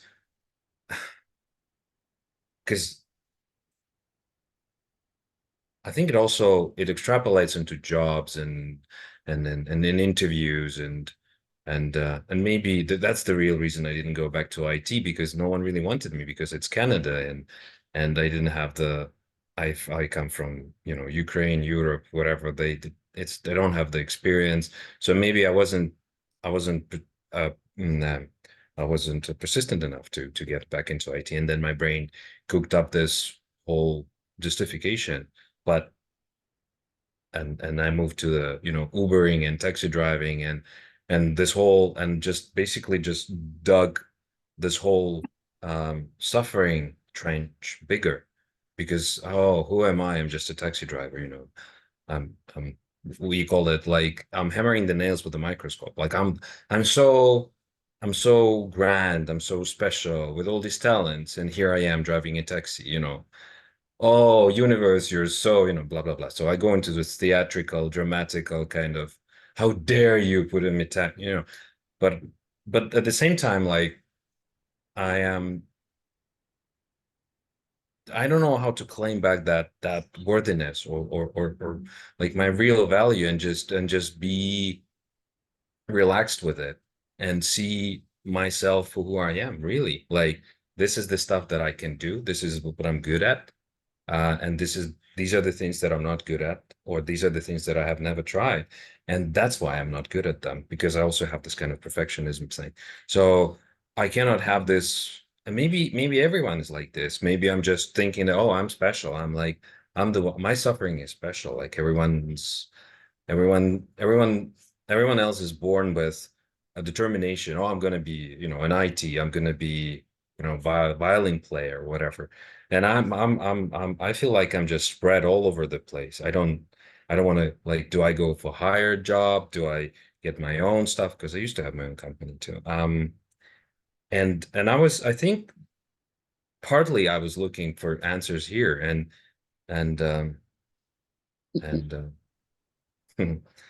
maybe the answer that I wanted to hear, and I've been hearing it a few times, and I heard it a few times recently, that people also, like, people struggle in their way. They don't think that people are like, everyone else is like living on up on the clouds, and you're the one suffering. Like, everyone's trying hard, like, and maybe just hearing this is more important than to hear that, oh, you'll be fine, or because knowing that everyone's like, we're all in the same boat, right? And the boat is like rocking, and we're all vomiting every now and then. But I just, I there's also a carrot or projection that somewhere in the future there's this Andre that that he won the lottery, he found it, he fucking nailed it, and then, but there are no details. It doesn't come with the details. It's not like IKEA thing, it's, you have to figure it out, and the figuring out doesn't happen, and this just frustrates me and pisses me off, and like, what do I do? What do I don't do? And maybe if I wake up, maybe I do the mushrooms, maybe I do ayahuasca, maybe these things will, tell me, maybe God will tell me, Andre, this is what you have to do. Or like, yeah, that's just my process of not processing or processing it. Yeah. Can I just say, maybe I will, because what I'm hearing is different things, right? And just to name two, maybe it can be useful to you. Well, the first one is the one that's taking care of your body and your family, finding your place, providing, surviving. This is one thing. And the other one that you spoke also is the value. Like, if I am a janitor or a Uber, I'm worthless. And if I am a IT or a president or whoever knows, it's better. And I would just make some space between them because it's two different things. No, I'm not mixing them up. Yeah, I agree totally. Okay. They are different, but I'm just saying it's the soup and these are the ingredients. One of them is okay. I just wanted to make sure that you were aware that there were two different things. Oh, for sure. Okay, For great. sure. Okay. Thank you. Yeah. But thank you. Yeah. Andre, can I just say something that just came to mind when you were talking to? I don't know if it could be any help, but it's something I heard recently around persistence beats a talent all day long. And you seem like a very talented person. I know from what Vince was saying, definitely funny. I've never laughed so much in my life, and I do forget whether I'm on mute or not. There's no reason why you can't do both. Like, what I want to say to you is, like, stop pissing about. Get the CV ready. Get out there. Get a job. Keep going. Do interviews. Get knocked down. Craft that skill of being able to respond. Get back in with the money. Get your job, and then do your podcast on the weekend. Pick a topic. Start doing it. Get out there. I go to comedy clubs recently where people are just standing up, talking shite, doing a bit of comedy, being really vulnerable. Like, there's no reason why you can't just get on with doing both of those things now. Like, get on with it. Don't be afraid to fail. And what will happen is you'll probably realize that, oh shit, this is actually all working out. This is what I want, but I was too afraid to go for it. That's just what I want to say to you. So I don't know if that resonates or not. Yeah, it does.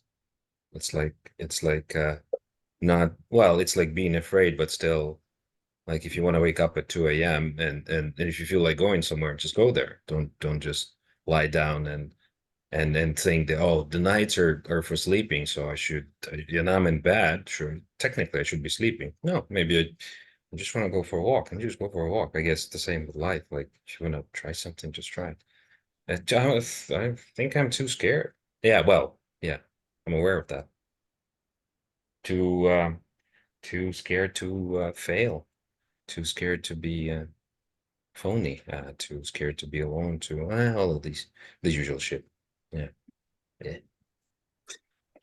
One thing that I had coming to me when I was listening to you was very similar type of experience. Before I recognized, the true nature that I am, I had this major identity issue. Who am I? Who's Paul? Like Paul, the guy that has businesses, Paul that, was successful in all these areas.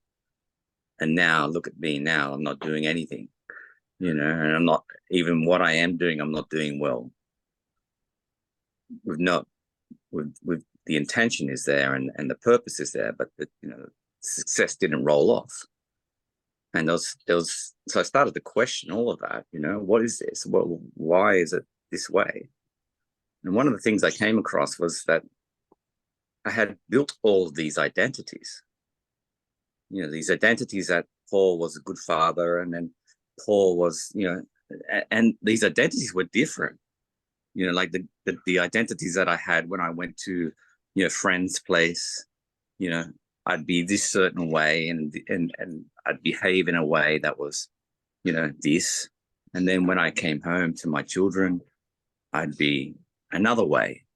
And I started to I identify all of these identities that I was, and these performances that I carried into different situations and different worlds and different environments. And they all had their own little peculiar characteristics. Right? There was an overarching similarity or, main frame, but they all had their own little takes on things. And then I said to myself, well, okay, which one is me? Like, which one was actually Paul? And then I started looking deeper and I started documenting all of these identities and the characteristics of these identities. And I just would sit and write, Paul the guy that would meet friends, and how I performed and how I actually behaved, and then looked at all the insecurities behind all of those behaviors. And this is all before I became, well, before I had that recognition of the self, or the illusion of the self. So I was just feeling my way through it. And in doing that, I started to break down the whole identity thing and the responsibilities of performing and holding all these identities together. And they were so paper thin that it sort of just struck me that I'm none of that. Like, this is not really a thing. You know, the responsibility of providing, the responsibility, and you know, there was a reasonable amount of success in my career, in my life, but it still wasn't enough. Like, I should have done more. I should have had more. I should have created more. And I should have provided more for my children as they got older. And this was very, very sort of like uncomfortable, very, especially as I got older, it sort of felt like failure. And I thought, well, I'd given everything. What else could I give? Yeah. And so then, having worked through these identities and breaking down these different identities and just bringing back to what am I? It just sort of, like, I don't, like, how much more do I need to do? Yeah. And whilst it didn't kick me into that recognition, what it did do, it just made everything lighter and open up space, that space that was needed for me to probably, and I don't know if this is, you know, the process that happened, but it wasn't long after that I kicked into that recognition space where there was enough space there that it wasn't, full of thought and full of feelings and emotions and successes and failures and all of these, life things. And in that space, it allowed that ability to, as Paul says, just in a relaxed form. Or when you are in a relaxed state, it allows just that recognition to appear. I don't know if that's something that, could maybe help, but it certainly made a big difference for me, because I sort of resonate where you're at. And it's telling me that there's a lot of identities there. Yeah. And if those identities are all intertwined and difficult to see through, then, it becomes heavy, right? There's a real tight contraction in the body. And that contraction in the body doesn't allow for anything to be open or space to be created, because it's just a constant contraction. And you're mentioning that, like you wake up in the morning 2 or 3 and, like that's just life. Well, that was life for me every morning. Yeah. It's just a constant waking up at 2 or 3 in the morning, and just a constant contraction of thought and all of these thought stories that were just creating so much angst and anxiety. And it sort of dissolved the deeper and deeper that I looked into these identities. And again, just going back to it, just allowing me the space to be able to, recognize the illusion of all of this thought story. Just thought I'd share that with you. Maybe that helps. Yeah, thank you, Paul. So what came up for me is there's nothing to do. If you think of making a decision about anything, you're on the wrong path. Right? Life will suggest what needs to be done because it'll be in front of you. If you just do what's in front of you and don't make any decision, just be obedient to what's in front of you, everything will be good. That's my experience. It might not be yours, but yeah. So I can't actually remember last time I had a plan for anything.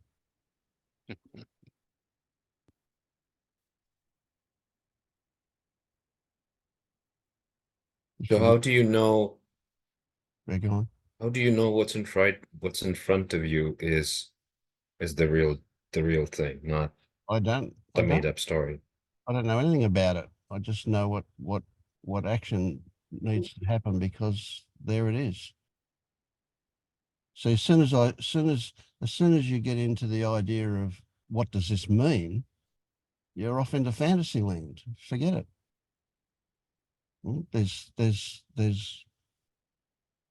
There's a meal to be cooked. There's a lawn to be mowed. There's a door to be opened. There's a boot to be put on. You know, that's what's in front of you. You don't have to worry about what it means. You just do it because it's there. You're awake. You're awake. What do you is there an impulse to get up? Do it. If there's an impulse to stay there, do it.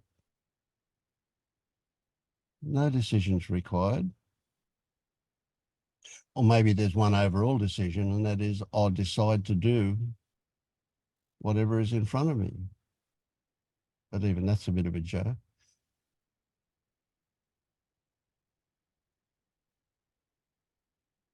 Chop wood, carry water means just that. You're not thinking about chopping wood. You're not thinking about carrying water. The whole point of the saying is do.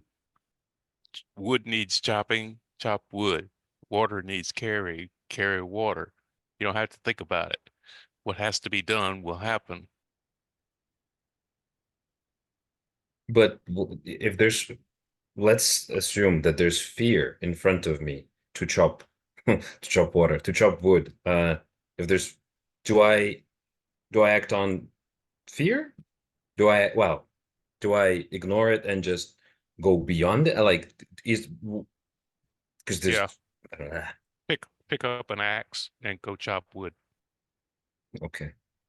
I mean, I can do chopping, but I mean, if they paid a lot for it, I'd be happy. Huh? Literally, like, I mean, Go hammer nails. It's the same thing. Don't think about hammering nails. Just hammer nails. Go do. Life really will amaze you if you let it. If you get out of the way. And not that you can get out of the way, it's just a saying, but stuff will present itself if you just kind of do what's in front of you, and things can change. How can I know that? Well, sorry, Vince, I the- keep interrupting you. Knowing is a lot of work. Not knowing is so relaxing. You just like, okay, I'm going to do this. I don't know what's coming up next. I'm not going to worry with it. I'm not going to spend all my energy worrying about what's coming up next. This is what needs to be done. Do it. And then another thing will show up. Then another thing will show up, and another thing will show up. If you just do what's in front of you, you will be terribly busy. My experience, anyway. You won't have time to think. And if you're hammering nails and you're really into hammering that nail and you hammer that nail in a beautiful way,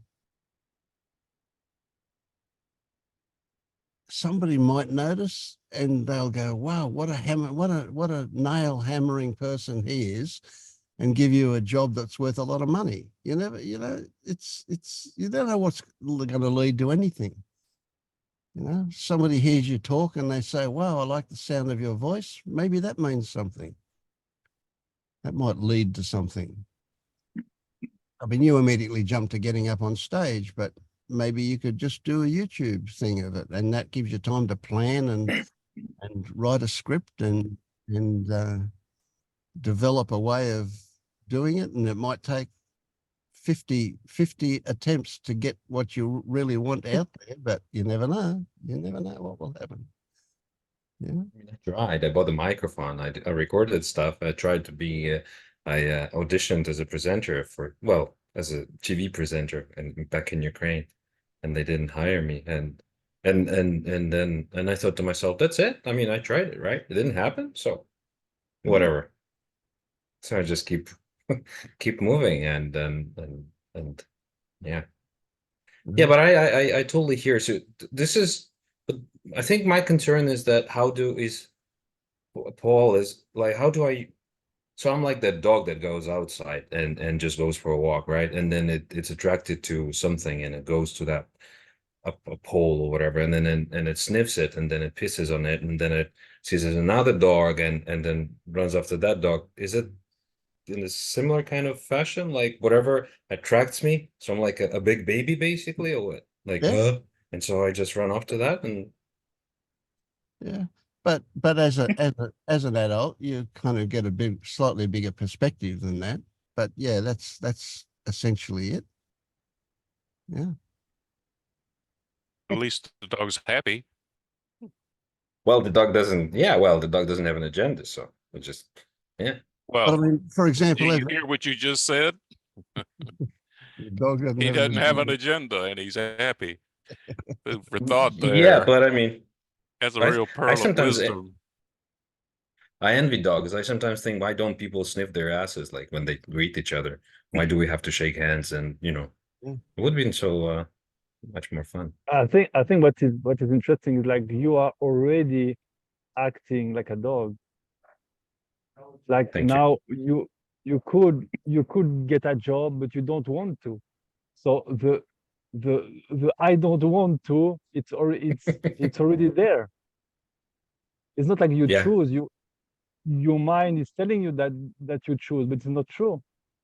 So you are just like a dog, you know. It's the same. Okay. And I feel almost apologetic Already. for pushing this, but that why don't people sniff each other's ass instead of shaking hands? Sounded like a good comedy routine to me. Sure does. Yeah. Actually, this when I was thinking about it, I think when Paul said that he has different roles as a father, as a businessman, as a as a professional, and then that's also like a good venue for that. Like you just you sort of exaggerate every role that you have and like make a big exaggeration of it. So one Because I saw my dad doing this anyway, so yeah. I was going to say one of the things that you maybe is missing or something for you is the idea that you are different, and I tell you, the stuff that you're going on about, everybody in the whole world goes on about their version of it. Yeah. Yeah, that's a big discovery actually, because I thought I'm the only one struggling. I'm the only, like everyone else is just having a blast. No, seriously, really, like There's a very famous writer that wrote, I forget who it was. Most people live lives of quiet desperation. Yeah. And that's true. That's true. That's true. You actually delve into a conversation with anybody and you will hear quiet desperation, because it's just people put on a good face to try to put on a good face in public, but the below the surface, everybody's struggling with something like that. I mean, it's just, especially now, it's just hard to make ends meet. You're not saying anything unique. That's a struggle that very common. there a And way also we could help each there other? is two movement, because what Paul says is true, and also now there is this tendency of pretending to know everything, pretending to know the way to go, pretending to know how the world works, pretending that this is so. But in the truth, nobody knows. Everyone is acting on the same confusion as you do. From the Even president people who are to the awake? janitor. Of course. They have no idea what's happening. No one does. But there are people who get very They are trained to pretend. Like politicians are trained to pretend, and they're very good at that. But many people, you know, but there are different layers of this. I'm not saying that they are lying in purpose. I'm just saying no one knows what's happening, what will happen, and what has happened. And this is kind of a fact. And there's a proof, for example, for COVID, that it was an example. No one knows what it was, where it come from, what to do. It was a huge mess, but it's a mess right now also. We just pretend that it never happened, right? No. Now we know what's happening. You know, politicians have taken the situation in hand. Now we are going in a good place altogether. But no, nobody knows what's happening. Everyone pretend to know. And I'm saying this because everyone is feeling this confusion that you're feeling as a person. I just wanted to chime in with my experience on this. I'm not coming on camera because I'm in bed, as you can see. But I really know what you're talking about here, Andre, because when I had my fashion business, clothing shops with my husband, and I had to put a mask on every time I went there. That's how it felt in the end, and it became so constricted. But I just couldn't. I kept trying to go back to it for the money, but I couldn't put that mask on anymore. I wanted to, but I couldn't. I just wasn't able to do that anymore. And it was really scary because we needed the money, you know. And gradually I pulled away from it, and then my husband took over it, and there were problems in the marriage. Anyway, the long and short of the story is, and all I was interested in was non-duality 24/7. I mean, literally, I was listening to it every minute I had. I don't anymore because I find it quite boring sometimes, but I just couldn't get in. That's all I could do, listen to non-duality. I was on this non-duality train, and everything just dropped away as I went, including my business, my husband, my beautiful house, my cars, my five times a year holidays. I mean, it all just disintegrated, and I didn't make any of those decisions. I didn't want to leave my husband. I didn't want to lose my house. I didn't want to lose my business. But it was like I was just a piece on a chessboard being moved around, and I had no decision on it whatsoever. It's as if I'd said, I'm on this non-duality train, and it's going to take me wherever it takes me. And there's no advice in that. It's just, I still see it like that. I still see it as like, this is the train I'm on. You know, my head's in the tiger's mouth. I'm just waiting for it to be bitten off. But I'll also say, and it was really traumatic, incredibly traumatic. But I will say, I've got, and then how am I going to earn my money? How am I going to, I had no money, I had no house, I had nowhere to live. How am I going to earn money? I don't want to do anything. I can't do anything other than fashion. Well, I could, but I didn't want to do it. What do I do? And lo and behold, I get ill. And now I get paid money from the government for being ill. Who'd have thought I'd got my money that way? Life gives you money in whatever way it gives you money, you know, once you're going in a direction. And I've got to, you know, and I've got a government housing association, not a barn conversion that I used to have. Got a little bungalow, but it's the best house, and I'm the most happiest that I've ever been. And not happy, but that peaceful contentedness is there a lot more of the time, because I was so uncomfortable in my skin in my life then, and life just moved me around to this, which to anyone looking over me would say, oh my God, you've got a much worse life now. But I haven't, you know, and so there is hope. Stay on the gravy train, stay on the non-duality train, and life will take you on an adventure of where you're going next, Andre. That's how I'm looking at it. I don't know where I'm going. Life's deciding, but it gets better. Even with all the traumas, even when they were going on, it was better. It's weird. That's what happened.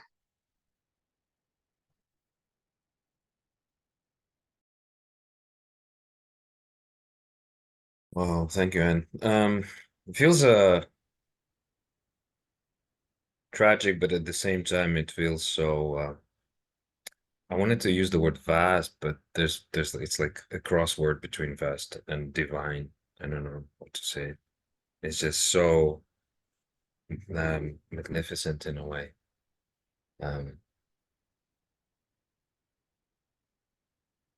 I think it's just my perception of certain events that you describe gives it a certain color. Maybe based on my track record, I see some of the events that you describe as tragic or sad, and I'm sure. Well, from my standpoint, but maybe so also so profoundly transforming what you're saying. Yeah, because for the separate self, for the person, it was hugely heartbreaking, hugely tragic, shattering, life-shattering. But within that opened up a big chasm, like you used that word vast, of the vastness, the beauty, the abundance. It just opened into something really beautiful.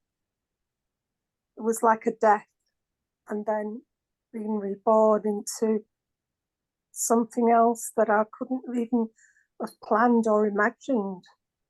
And even with the illness, you know, even with that, it's better than the deadness of the life that I had, the pretend life that I had. It's vast.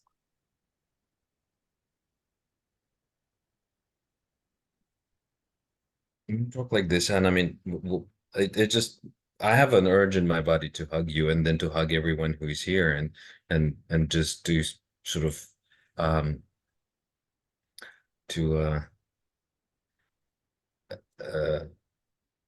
well, to say the words of support or wherever to myself and to others, you know, that will this will change, we'll get through. I don't know what those words are. It's just like, it's okay. I don't know. It's just, these are words, they're stupid, but the intent is there to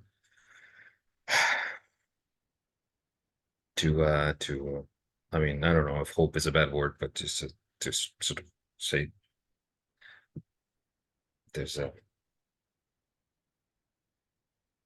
guess just support, hope. I get it.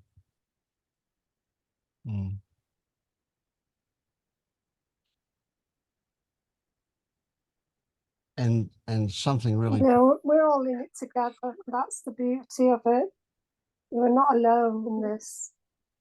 We're not alone. And that's the beauty in this, that opening up to everyone, to incorporate everyone in me. And that's the hug. And I feel that hug. Thank you.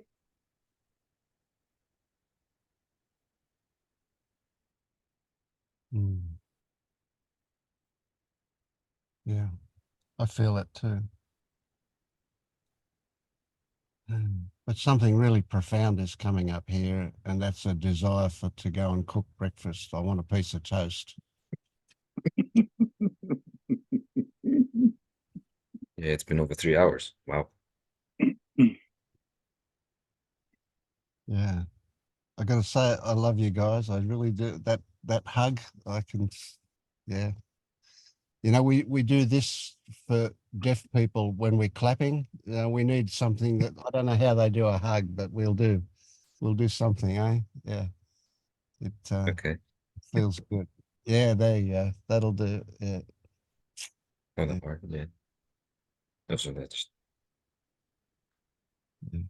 Okay. Me, all you guys next time. Yeah. see you, Vince. Thank you. Thank you, Vince. Thank you, everyone.